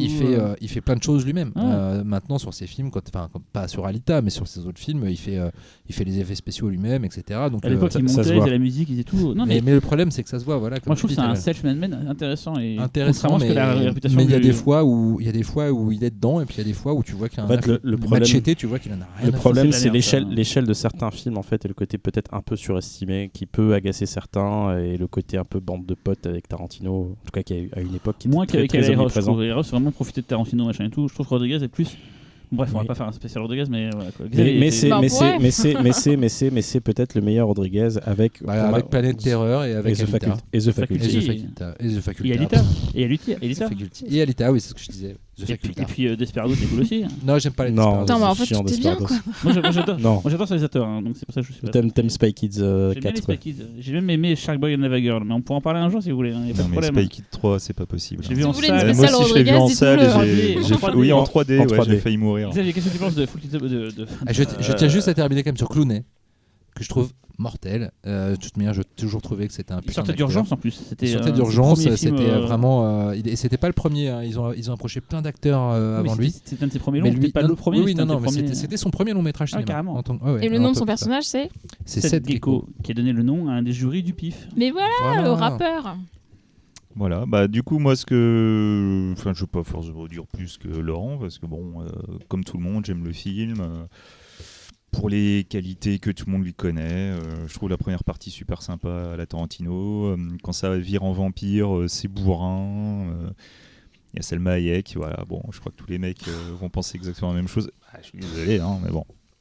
Mais il y a un truc qui m'a toujours fait rire, c'est que City on Fire, il utilisait les 30 dernières minutes pour faire un film complet, donc Reservoir Dogs.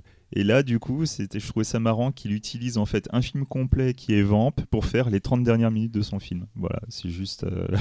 voilà, il fallait le dire. Voilà, en fait, les 30 dernières minutes, en fait, c'est Vamp version bourrine, quoi. Vraiment qui est un film assez arty, je crois. Non, c'est Non, pas arty, non, c'est très utile. Hein. Très utile, Mais c'est pas Vamp, c'est pas. Non, c'est pas. C'est Avec Wynorski. Grace non Jones. C'est Wynorski, non Ah, Ah, je sais plus. qui est ressorti- c'est qui est peut-être ressorti Wynorski, aussi ouais, chez c'est nous. peut-être bien Wynorski, ouais. qui est ressorti chez nous aussi en vidéo. Ouais, tout à fait. à fait. Mais attends, Vamp, il a aussi cette rupture comme Non, dans... non, du Ouais, tout. donc, Non, là, là, c'est juste deux gars qui vont trouver un bar qui est en fait un bar de vampires. Il y a une grande prêtresse qui fait Oui, des c'est la même numéros chose. de danse, de chant. Par Voilà, contre, quoi. alors je sais pas, peut-être vous me direz le contraire, mais c'est un des rares, peut-être le seul film qui marque une si nette rupture. En fait, t'as vraiment l'impression d'avoir deux films en un. En fait, et Ouais, ça fait son côté assez- ovni. moi, je trouve ça assez agréable, hein, effectivement. C'est un ovni. Ce truc, ça ne ressemble à rien. voilà, même si jamais. Moi, j'aime être étonné devant un film. Et c'est vrai que ce truc-là, moi, j'étais pas au courant pour les vampires. Je l'ai vu, j'ai fait ah ouais, putain, c'est cool, quoi. Voilà. Après, je peux comprendre aussi que, comme ton ex-belle-mère, ça puisse choquer quand tu es dans un certain état d'esprit. Si tu avais envie de voir un polar, je pense surtout aux personnes qui seraient pas encore au courant qu'il y avait des vampires, qui voulaient voir un film à la Tarantino type Reservoir Dogs, ça va faire un peu bizarre, quoi. Ah, mais en même temps, pendant 1 heure, c'est vraiment un. Ah oui, un- mais pendant 1 heure. Voilà. À l'inverse, moi, je l'ai vu un peu tardivement, donc il y avait toute cette hype autour du film et je savais que ça changeait. Hein, et au final, ça m'a un peu gonflé. Parce que du coup, j'attendais ça. Parce qu'évidemment, moi, c'est plutôt ça qui m'intéressait. Et la première partie est un peu chiante quand tu sais qu'après, il va se passer des trucs. T'es un peu dans l'antichambre de la fête, quoi. Donc, bon. Je vois ce que tu veux dire. Mais bon, je l'ai pas revu là pour l'occasion. donc je vais pas non Est-ce plus- qu'on a dit suffisamment qu'il y avait Juliette Lewis dans le film? Non, pas assez. Et Il y a par du- contre, je mais- vais Les revenir pieds vite fait de- sur le personnage de Tarantino. La première scène, enfin la scène dans l'hôtel quand il est chargé de garder la vieille employée là qu'ils ont enlevée et que Clooney revient et qu'en fait il l'a massacrée. Et limite on se dit qu'il a pas fait plus avec son cadavre. C'est tellement dégueulasse. Ouais, Et en même temps, vrai. c'est en montage, c'est une image subliminale. Et il est vraiment crado. Ça pose un Tarantino, personnage en dedans. tout cas. Ça pose un personnage. Ouais, non mais dans le vraiment, décor. il est très crado, Tarantino. Et Juliette Lewis, elle a un petit rôle très proche de. Et Juliette Lewis dans le film? De merde de Scorsese. Les nerfs à vif. Les nerfs à vif. Elle fait vachement Ouais, penser tout à son fait, ce ouais. personnage de Ouais. nerfs à vif. Et pour le détail, donc Une nuit en enfer a eu 2 suites ensuite en DTV, donc c'est du Los pur DTV. Muertos. Donc, Donc 2 et 3, et ensuite il y a eu la série télé, je sais plus, c'est pas Stars oui, c'est qui l'a vrai. produit. Non, c'est El Rey quelque chose. c'est El Rey, ouais, Ouais. exact. C'est C'est le- El Rey, la et chaîne de mais Rodriguez. qui s'est arrêté au bout de 2 saisons, je Oui. crois. Et le 2 est pas terrible. Par contre, la réa est assez folle. Ouais. Je me rappelle que ce qui m'a frappé, c'est que Scott Spiegel a voulu mettre des caméras, des visions subjectives partout, même aux objets. C'est-à-dire qu'à un moment donné, il y a un ventilo qui tourne. Ouais. Et en fait, il y a une scène où tu as 2 personnages qui parlent. Et en fait, il a pris le point de vue du ventilo. Donc, tu as le ventilo la caméra fait droite, gauche. Et à un moment donné, il y a une roue qui tourne. Ouais. Et les personnages, et donc il a pris le point de vue de l'enjoliveur, et là la caméra elle tourne comme Mais ça en c'est avançant, c'est un complètement fou. ami commun, donc Michel Auray, qui m'avait dit que le jour et la nuit de BHL, il y a apparemment BHL avait comme point de vue de dire que chaque plan de caméra devait être un point de vue de quelque chose, D'accord. un caillou, un machin et tout, donc ça fait penser un peu à ça. Ah bah là il l'a fait. Et c'est Scott Piegel de la bande à Rémi, c'est ça? Tout à fait, D'accord. Et il y a Robert Patrick qui joue dans le Oui, 2, je exactement. crois. Et il y a John Bon Jovi dans je sais plus lequel, non? Ah non, c'est Non, Vampire. ça c'est dans Vampire. Et le 3 que j'ai pas vu, qui était une préquelle qui est un western horrifique, je serais curieux de voir, même si ça a une très mauvaise répute. Par contre, la série est pas très intéressante. C'est une repompe vraiment Ouais, du film. C'est la en même, plus long. la même structure, en plus loin, avec des intrigues dont tu t'en as un peu rien à foutre. J'ai jamais eu envie de regarder la 2. Je trouve que la première était fun, mais sans plus. Mais bon. Ouais, je l'ai regardé d'un œil, je crois. Oui, voilà, ça se regarde comme ça, hein, sans intérêt. Cyril. Donc moi, je vais vous parler donc de Embrasse-moi Vampire avec Nicolas Cage. Ouais. Non, tu vas parler d'un des meilleurs films jamais réalisés Du de coup, la moi, planète. je parle des derniers, enfin, c'est pas le dernier, mais un des plus récents du coup du groupe, vu que je passe un dernier. Donc, c'est Morse de Thomas Alfredson, qui est à la base, je voulais pas parler de celui-là parce que je voulais parler de films un peu plus bourrins, que ça me ressemble plus. Je voulais parler je vais les citer parce que c'est des films que j'aime bien. Si John jamais Wick. vous avez l'occasion de les regarder, je vous le conseille. Il y a Daybreaker des frères Sperig, qui est un super bon film de vampire que j'adore. Il y a Blade de Stephen Harrington que j'adore aussi. Aux frontières de l'aube de Catherine Bigelow. Vampire de Carpenter, ça c'est vraiment 4 films que j'adore. Je vais aussi faire un petit focus sur un film qui est très peu connu qui s'appelle Afflicted, qui est un film en found footage sur les vampires, qui est vraiment mortel. Je sais pas si tu l'as vu, Xavier? Ouais, je l'ai vu, c'est assez étonnant. Ouais. C'est étonnant, c'est vraiment bien. C'est sorti il y a 4-5 ans. Je sais que j'avais essayé d'avoir pour le pif à l'époque, c'était pas Ouais. possible, mais c'est vraiment très très bien. Donc Afflicted. Donc non, je me suis dit quand même, au final, pourquoi zapper ma condition de midinette, qui est que, au fait, j'adore Morse. C'est un film que je trouve hyper important. C'est peut-être un des films fantastiques les plus importants de ces 20 dernières années. Donc C'est pour moi le dernier grand film de Voilà. vampire. Donc je pouvais pas ne pas en parler en fait. Et surtout comme j'étais le premier à manifester parce qu'on a un petit tableau entre nous pour savoir qui prend les films.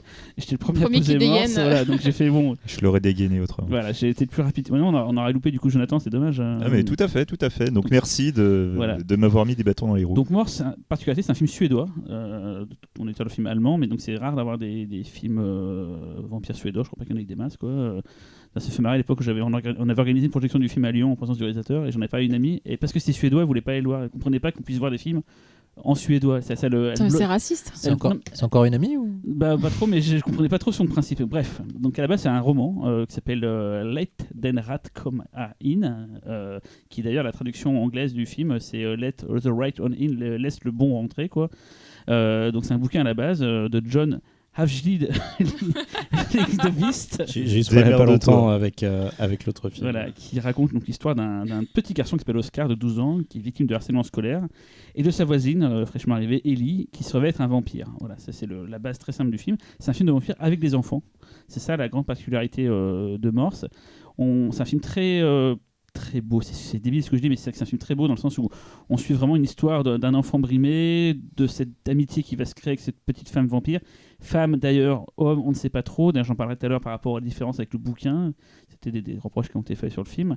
Mais un film très beau, très cotonneux. Ce qui est rigolo, c'est que Thomas Alfredson, à la base, c'est un mec qui a fait beaucoup de comédie. C'était son premier film fantastique. Et ça a eu un tel succès dans sa carrière, c'est qu'à la base, les films qu'il faisait, c'était purement pour la Suède. C'était des téléfilms, des films vraiment pour le local. Et là, ça l'a fait connaître à la terre entière. Donc depuis, après, il est parti. Malheureusement, il n'a pas fait beaucoup de films. Il a fait Tinker, Sailor, Spy. La Tinker, Tailor, Soldier, Spy. Voilà, la taupe en français qu'il a fait en Super en film 2011, voilà. Et il a fait, ça je pense que peut-être Laurent l'a vu, il a fait un film qui apparemment était une catastrophe, qui s'appelle The Snowman. Mais c'est un film, je crois, où il est arrivé au dernier moment, il est pas vraiment responsable du film et il paraît que c'est une catastrophe. Hein, Voilà. c'est Commande, atroce. Mais il est pour rien, mais du coup, ça fait que depuis, il a fait que ces deux films-là et c'est dommage, voilà. Avant de continuer à parler du film, je veux juste dire qu'il y a eu un remake. Les Ricains, forcément, ont fait un remake, pas fait par une tanche, fait par monsieur Matt Reeves, qui est quand même quelqu'un qui a fait Cloverfield, donc le premier Cloverfield, qui a fait les 2 épisodes de fin de La Planète des Singes, les remakes, et qui bientôt va faire The Batman. Donc c'est plutôt un bon réalisateur. Moi je sais que j'aime beaucoup Matt Reeves, mais apparemment je n'ai pas vu le remake parce que je voulais pas le voir, vu que j'adore tellement l'original que je voulais pas le voir. Mais il y a quand même la chance d'avoir Chloé Moretz dedans qui joue le. Et Cody Smith-McPhee, non, je crois, je sais plus, c'est pas le, je crois que le Je gamin. sais pas ce que ce soit lui. Mais le remake est bien. Hein. Ouais, Le remake est bien aussi. Ouais, mais Pas beaucoup d'intérêt. telle passion pour l'original que je me suis toujours refusé d'aller le voir. C'est con, hein, mais. Non, mais c'est typiquement le genre de remake où en fait tu vas le regarder, tu vas t'attarder sur les détails qui vont changer. Et en fait, tu te rends compte que certains détails, en fait, c'est malin, c'est pas con. C'est pas un remake produit, tu vois, c'est un remake pensé. Voilà. Ils ont dit qu'est-ce qu'on peut faire nous avec Grand public quand même. Ah oui, grand public, oui. Donc, ce qui est rigolo par rapport au bouquin, donc j'ai pas lu le bouquin, je pense que vous avez lu, parce que vous avez. Non, je l'ai pas lu. Tiens, Moi, je l'ai lu. Désolé. Oh. Et voilà. Alors Véro, dis-nous les différences entre le bouquin et le livre, si tu t'en souviens. Alors, le bouquin est beaucoup plus sombre. Et il y a beaucoup plus de références à la pédophilie, en fait. Il fallait mettre la lumière quand tu l'as lu. Parce qu'en fait, dans le bouquin, si j'ai bien compris, la relation entre l'homme qui vit avec Ellie, c'est plus parce qu'en fait Ellie est censée être quelqu'un de très âgé, mais qui a un corps d'enfant. Et donc il y a une relation plus ou moins pédophile qui est plus explicite apparemment dans le bouquin. Dans le film, c'est à peine suggéré, on ne sait pas trop montrer. C'est bien sous-entendu quand même. C'est bien sous-entendu, mais c'est pas aussi apparemment flagrant que le bouquin. Justement, moi c'est un truc qui m'a. Et dans le livre, Ellie, on ne sait pas si c'est un garçon ou une fille, c'est même plus clairement indiqué qu'elle n'a pas de sexe en fait, sachant que dans le film, à un moment donné, il y a une histoire sur la robe et tout qui font qu'on a des doutes, mais voilà, globalement c'est ça. C'est un film très, très beau, qui n'oublie pas d'être un film fantastique quand il faut l'être. Il y a des séquences assez dingues, genre une séquence de combustion spontanée qui est assez visuellement magnifique, des attaques de Ellie qui sont très très belles. Et je sais pas, c'est un film qui dans l'ensemble distille une sorte de beauté assez inexplicable. Peut-être que le côté suédois du film rend ça. Finalement, j'avais prévu de parler de vampires à la fin dans la musique, ce sera le Morse, donc on en parlera plus tard de la musique de Morse, mais elle-même déjà aussi joue beaucoup. Et j'ai 2 anecdotes rigolotes à vous dire, parce que j'ai eu la chance de rencontrer le réalisateur, de pas discuter avec lui, et c'est bien quand tu rencontres un réalisateur, tu peux lui poser des questions que jamais personne ne posera parce que toi ça t'intéresse, mais personne d'autre sur Terre. Et je lui ai posé la question de comment il a eu l'idée d'utiliser la chanson Flash in the Night de Secret Service à la fin. C'est une chanson, il y a une séquence de piscine à la fin qui est assez emblématique du film, qui est très connue. Et il y a ce morceau de disco d'un groupe suédois qui s'appelle Flash in the Night. Et en fait, il se trouve juste qu'il connaissait très bien le chanteur en fait, et il adorait ce morceau, il a juste voulu le placer. Et voilà, c'est ça mon anecdote. C'est super bien, Secret Service. Voilà. Et l'autre truc rigolo, enfin ça c'est important, ça pourrait servir pour tellement de films en France. J'ai pu comprendre le choix du nom du film français, du titre français. Parce que le distributeur, je le connaissais à l'époque. Il m'avait posé la question par rapport au titre. Et je peux vous expliquer pourquoi le film s'appelait Morse en France. Parce que le distributeur, déjà, il communique en Morse dans le film. Les deux gamins, ils se tapent sur la porte et tout. C'est un truc important. Et Morse aussi, parce que ça les faisait penser les deux dents aux vampires. Voilà, c'est ça la raison de ça. Voilà, et lui, c'est comme ça que tu choisis un nom d'un film. Et après, pour la vie, ce film-là sera toujours Morse. Ils auraient pu appeler ça Very Bad Vampire. Non, mais laisse le bon rentrer. Il y a un titre québécois ou pas? Je ne sais pas, tiens, bonne question, Véronique. Voilà. Donc voilà, moi je fais jamais trop de blabla sur les films que je présente, mais voilà, j'adore ce film de tout mon être. Tu sous-entends qu'on fait du blabla. Non, mais vous avez toujours plein de trucs intéressants à raconter. Finalement, moi j'aime plus montrer des films et des fois dire pourquoi j'ai aimé, mais j'ai pas forcément. Juste, c'est un film que je trouve sublime. Et le contexte, je l'avais vu en projection presse au NIF. Je sais pas du tout ce que j'allais voir, je savais pas que le film avait une réputation. À l'époque, il était pas très connu quand je l'ai vu. Et en sortant, j'étais avec Romain Leverne, d'ailleurs, on était ensemble, et en sortant, on était complètement hagards. Ça faisait un petit moment que j'étais pas sorti hagard d'un film. On sortait, c'était midi, parce que c'était le matin la projection, et il faisait super soleil, et pourtant j'étais en mode, waouh, qu'est-ce que je viens de voir, quoi. Ce film m'a vraiment tout de suite happé, quoi. C'est dingue, c'est rare, c'est le genre de film où tu sais que c'est culte dès que tu le vois, en fait. Là, tu sais que c'était culte dès que tu le voyais, quoi. Messieurs, mesdames, enfin madame, qu'est-ce que vous en pensez? Véronique d'ailleurs, tiens. Non, moi j'avoue, je l'ai pas revu là. Et en gros, je vais un petit peu vous faire du storytelling de ma life. Mais en gros, j'ai un ami qui était à New York et qui a vu le film à Tribeca. Donc il l'a vraiment découvert à ce moment-là. C'est là-bas qu'il a été, voilà. Il a explosé. C'est là qu'il a commencé à être connu. Et quand il était là-bas, il a acheté le bouquin. Et quand il est revenu, il me l'a prêté.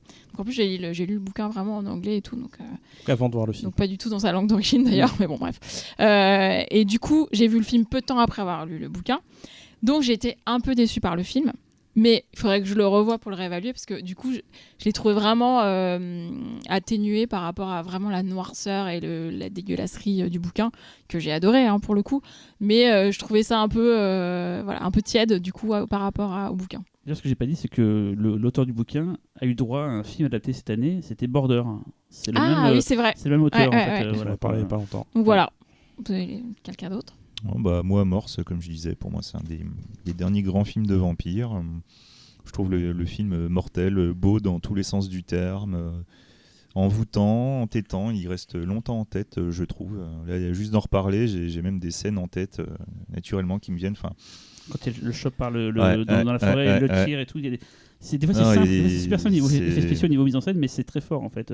c'est ça. Après, faut pas trop en raconter sur le film, faut regarder-le, si possible, dans une ambiance un peu feutrée. Ce sera parfait. C'est un film Voilà. avec, regardez, avec la cheminée qui crépite dans le Ah ouais, coin. alors là, ce serait mais idéal, Enfin, juste c'est idéal. pas- Et tu manges des feel good fiordes quand en même. même temps. Le talent, Talal. Laurent. Moi, j'aime beaucoup. Alors, je l'ai pas revu depuis très longtemps. J'avais juste été dérangé par 2-3 scènes que je trouvais un peu périphériques et pas utiles. Les chats. Les chats, ce genre de choses. Les chats, tout le monde bloque sur les chats. Ouais, et, C'est cool les chats. Et où je trouvais que voilà, t'avais presque l'impression de voir un cahier des charges. Tiens, il faut 1 ou 2 scènes choc en plus. Et je trouvais que ça jurait dans le côté justement assez intimiste du film. Donc, mais sinon, j'en ai un souvenir vraiment d'un film. Ouais, comme tu dis, elle a la beauté assez saisissante et hypnotique. Et j'ai très envie de le revoir grâce à ton petit pamphlet. Et juste avant que tu aies là dans ton avis, un truc important, ça fait penser un peu à ce film-là, à l'échelle de Jacob. C'est les films où des gens qui n'ont jamais fouillé dans le fantastique, des fois ça donne des choses magnifiques. Des gens qui n'ont jamais fait fantastique, qui ont une vision neuve sur le genre. Des fois c'est des ratages total. Hein. Là je pense à Jane Jarmusch qui fait un film de vampire par exemple. C'était, on n'a pas parlé là de Only Lover Left Alive, mais Ah bah non. ça c'est une Putain. catastrophe. Mais des fois ça donne des choses dingo. Donc on parle de l'échelle de Jacob. Il y avait ce film allemand aussi, The Door, qui était fait par un gars qui avait fait Kebab Connection avant. Et son film The Door était vachement bien. Voilà, des fois il y a des gens comme ça qui se lancent dans le fantastique. Ils font une fois, mais putain, ils font des choses assez dingo. Talal. Alors c'est un film assez récent, donc c'est toujours dangereux de dire ça, mais pour moi c'est un chef-d'œuvre ultime du cinéma. C'est simple, il y a tout ce que j'aime dans le cinéma. Il y a Les chats. Il y a des chats, il y a de l'émotion et il y a de la maîtrise. Et j'aime les cinéastes qui ont vraiment une patte. C'est pas pour rien que dans mes films de chevet, il y a Shining, il y a The Thing, et puis je crois qu'il y a aussi ce film-là. C'est un chef-d'œuvre. J'ai eu l'occasion de le décortiquer il y a pas longtemps pour le boulot, et chaque plan, vraiment chaque plan est millimétré, chaque plan est pensé et composé. C'est magnifique. C'est un film qui va, avec le temps, j'en fais le pari, va entrer vraiment dans les annales, et pas de mauvaise blague là-dessus. C'est vraiment un film qui va marquer le cinéma à jamais. J'adore ce film. Et c'est un film souvent qu'on peut citer aux gens qui veulent se lancer dans le fantastique. Souvent, c'est un film que je donne comme conseil. Des gens qui ont un peu peur d'avoir des soit trop gore ou trop violent, machin et tout. Je dis, regarde, il y a souvent c'est Gattaca et Mort. C'est les deux que je donne souvent en exemple. Mort, c'est parfait, je pense, pour débuter le fantastique.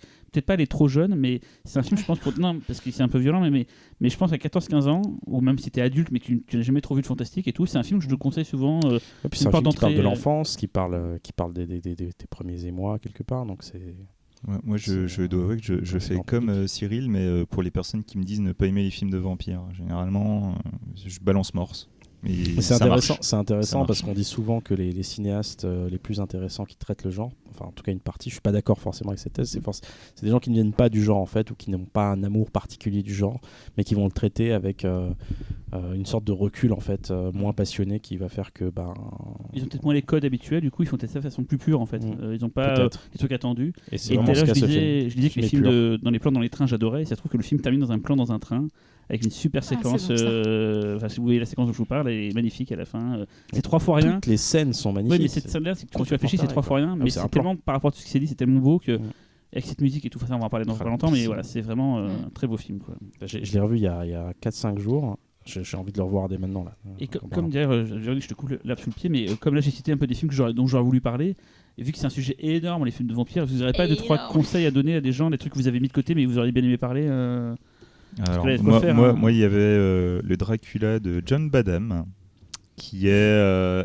on peut Ouais, penser ouais. ce Ah qu'on ouais, veut non, du non, Dracula mais de je John comprends, Badham. je Le comprends. fait est que dans l'histoire de Dracula dans le cinéma, c'est une étape importante. Le personnage de Dracula actuellement ne serait pas celui-là s'il n'y avait pas eu Badham. comme le Coppola aussi. Ben, le Coppola, typiquement, n'aurait pas été... voilà. Mais sinon, pareil, le Coppola, c'est un de mes films de vampires préférés. Bah ouais, pareil, j'aurais pas été très original. J'aurais dit le Coppola, qui est une des mes plus grandes claques ciné quand je l'ai vu sur grand écran à sa sortie. Entretien avec un vampire, parce que je trouve que dramatiquement le film est très fort. Byzantium aussi de Neil Jordan, parce que c'est une vision à la fois poétique et en même temps réaliste. Enfin, je trouve ce serait bien qu'on en reparle en effet parce qu'il y a beaucoup de choses à dire sur Neil Jordan et sur Byzantium, qui est un film qui est passé mais totalement inaperçu. Mais qui est passé au pif. Et qui en a sorti avec Mad, mais qui mériterait vraiment qu'on revienne dessus parce que le film est très très étonnant. Et puis bon, il y a Gemma Arterton et puis voilà quoi. Mais non, oui, voilà, comme je l'ai dit, je suis pas un grand fan du film de vampire. Donc, le bal des vampires aussi, parce que j'adore le film, et puis voilà, en fait, moi ça va pas très très loin. T'as le Véro. J'en ai parlé tout à l'heure, l'entretien avec un vampire et surtout Fright Night. Juste oui, pour un peu faire rigolo. Il y a quand même un film belge qui s'appelle Vampire aussi, qui est un peu sympa. De Lanou, mais comment s'appelle le mec Lanou, mais c'est Vincent L-A-N-2. Sur Lanou. Qui avait fait qui a été fait avant le film qui s'appelle Taika Waititi, Vampire en toute intimité, qui est très drôle d'ailleurs aussi. Oui, Et, c'est voilà. Et puis il y a un film qui parle vraiment des vampires. Pour le coup. Et d'ailleurs, il y a une série maintenant. Oui, What qui We Do paraît in the très bien Shadow. d'ailleurs. Ouais. Voilà. On fait le tour là. Voilà. Et je tiens un petit coucou à un Lyonnais que je connais qui s'appelle Adrien Party, qui fait un site qui s'appelle vampirisme.com et qui parle beaucoup de justement l'adaptation de vampires au cinéma. Et je pense qu'il y a beaucoup de titres de films là-dessus pour ceux qui. Je pense que Jonathan doit y être et tout. Je pense qu'il y a une sorte de bible du film de vampire assez impressionnante quoi. Voilà quoi. On termine en musique, Cyril. Et donc tu as choisi quoi finalement ? Alors à la base j'avais choisi donc le Vampire de Carpenter. C'était si bien. J'adore ce morceau et justement j'étais frustré parce que dans son dernier concert il a fait un morceau complètement random de la BO de Vampire, il a pas fait le thème principal et j'étais assez vénère, mais en fait tout à l'heure je fais mais je suis con quand même, la BO de Morse elle est quand même démente et tout quoi, et donc je me suis réécouté la BO dans la journée et j'ai fait non ouais faut pas que je fasse Vampire qui est trop connu, faut que j'aille sur Morse. Morse donc c'est un compositeur qui s'appelle Johann Putain ils sont chiants les gars. Soderquist, je suis désolé hein, voilà. Ce qui est rigolo c'est qu'il a bossé pour quelqu'un qu'on connaît qui est Juan Carlos Medina, il a fait la BO d'Insensible et de Golem le tueur de l'ombre, film d'ailleurs qui est passé au pif. Et donc ce compositeur est juste ouf. On va écouter le morceau de fin qui s'appelle d'ailleurs Let's Right On In, qui est voilà, les mots sont superflus, je vous laisse découvrir ça. C'est tout ce que j'aime dans la musique de film. C'est mélodieux. Je crois que Talal a quelque chose à dire. Non, justement, on n'a pas parlé de où voir le film. Morse, donc du coup, est-ce qu'il y a une réédition ? Il y a un Blu-ray américain avec des sous-titres français, je me souviens, qui vont d'ailleurs très très vite. Enfin, anglais, mais qui speed vachement les sous-titres. Anglais, ouais. C'est celui que j'ai, mais il n'y a pas de Blu-ray français, il me semble. Je crois pas, non. Je crois pas. C'est Chrysalissime qui l'a sorti en salle. Je sais qu'il y a un DCP. Si un jour vous êtes programmateur dans une salle de cinéma, vous pouvez demander, il y a un DCP qui existe du film, ce qui n'est pas toujours le cas de cette période-là, 2009-2008. Quoi. Et en fait, c'est plus facile de voir le remake, mais je vous conseille quand même de voir Morse plus tôt. Oui, largement. Ouais. Effectivement, moi j'avais pris le Blu-ray américain à l'époque, mais effectivement, c'était un film qui est peut-être pas facile à voir en fait. Ouais, mais c'est un truc qui de toute façon repassera forcément en festival, en cinémathèque. Il a gagné le Grand Prix à Gérardmer, je ne sais plus à l'époque. Il me semble que oui. C'est possible. C'est possible. Ouais, et Thomas Alfredson m'avait fait marrer parce que j'ai une petite anecdote rigolote. Donc je mangeais en face de lui, tout d'un coup il ouvre une petite boîte, il sort un truc, une pâte marron noire, il se la cale sur les gencives. Et en fait, apparemment, c'est une façon de consommer du tabac. C'est pas de la chic, c'est un truc que tu mets apparemment. Et c'est un truc qui se fait beaucoup en Suède et tout, et ça m'a fait halluciner de voir ce geste-là, de se foutre une sorte de pâte à tabac. Je pense que vous en foutez, parce que à vos regards, vous trouvez ça inutile, mais moi j'ai plutôt hâte d'entendre le morceau de la BO. Oui, mais comme j'ai passé un repas entier avec Thomas ça s'appelle du Alfredson, suspense, voilà. bravo. Hein. Bon, je vous laisse dire au revoir. Non, cela dit, en BO, t'aurais pu passer le morceau où Salma Hayek danse aussi dans... Mais sans l'image, ça t'intéresse After pas. Dark. Si, parce que tu te visualises le pied. Non, mais voilà, je veux dire, l'esprit fonctionne et on imagine la danse lascive, on peut imaginer la femme qu'on veut. On aurait pu aussi mettre Jonathan. Depuis 1 an et demi que je passe des musiques, vous avez quand même compris que j'aimais bien tous les morceaux un peu mélodieux, un peu atmosphériques. J'ai surtout compris que tu nous demandais jamais notre avis. En fait. Bah, c'est ça c'est partie. ma partie, mec. Bon, bah là, ok. Sachant qu'à chaque fois, quasiment. Tito, c'est Los Tarantulas, c'est ça. Je crois que t'aimes pas, c'est ça. Lequel ? Tito et Los Tarantulas. La BO de... la BO de... Non, c'est pas que j'aime pas, c'est que Desperado, je peux faire les morceaux un peu mélodieux. Et d'ailleurs, c'est un truc rigolo, c'est que souvent les morceaux que vous entendez dans le Pifcast, c'est des morceaux qui tournent dans la playlist de la salle d'attente que vous êtes dans le Pif, que vous attendez pour voir le tu film. te fais pas chier en fait. Non, mais c'est des morceaux que j'aime beaucoup en fait. Comme ça, c'est vous logique en fait. C'est une voilà. inception. Non, c'est juste. Vivement que j'ai ma rubrique jeu de plateau en tout cas. Oh là là. Bon, allez. Je voulais juste dire un truc, je voulais vous remercier. Ça fait 1 an que je suis là tout juste, donc merci beaucoup. Bon Je suis anniversaire. très content. Ouais, Ah, ça ça va faire va. 1 an que je suis là, donc je kiffe et j'espère en faire encore 5. Tu vois, on a oublié parce qu'on a Encore l'impression que 50 ans. t'as toujours été là. Ouais, c'est clair, ouais, en fait, ça, Et là, c'est foutu maintenant. On a il l'impression nous que ça fait beaucoup. Mais non, tu es de la Voilà. famille, voyons. Merci d'être là, les amis. Sachant que Talal à la base, pour ceux qui découvriraient que maintenant, était juste, enfin c'est un ami à la base, mais c'est un C'était spectateur. juste, Juste un petit con. mec. Non, c'était un spectateur à la base, un auditeur du Pifcast. passait en fait, par là, il y a la il lumière. écoutait tout le temps. Et Donc toi aussi, derrière ton voilà, tu peux derrière peut-être un tes jour écouteurs, tu venir, peux devenir voilà. auditeur du Pifcast. Bon, c'est bon là. On peut dire au revoir aux gens, c'est bon. Les notes, tout ça, YouTube. Dites que vous aimez dites s'il y a des trucs qui vous plaisent pas, mais pas trop. Dites s'il y a des trucs qui vous plaisent aussi. Surtout, hein. Alors, Mettez- dites si mettez vous des notes. voulez un spécial Neil Jordan, un spécial Jazz Franco, Enfin, voilà, on a besoin de vous, quoi, en gros. Parce qu'il y a une fois, on avait dit, ce Compagnie serait bien que vous donniez vos avis sur les. Et on a eu plein de retours et on était super contents. Ouais, mais ça nous aide. vu qu'on ne le dit pas à chaque fois, vous oubliez de le faire, donc n'hésitez pas. Commentez, que ce soit sur YouTube, sur Facebook, sur Twitter. Nous, on lit tout ça. C'est un peu notre moteur. Si on fait ça on prend notre temps pour faire ce Pifcast, c'est parce qu'on est content d'avoir vos retours. C'est juste pour ça. Il n'y a pas de plan commercial là-dessus. Il y a pas de. Rien. Voilà, c'est tout bénévole et tout. Bon, mais c'est arrêtez, si, on est tellement riches grâce Tellement à cette riches. émission. Mais on est voilà, notre moteur, notre fuel, c'est vos commentaires, bons ou mauvais. On est très preneurs. Bon, allez, à dans 2 semaines. Bisous. Ciao. Ciao, ciao.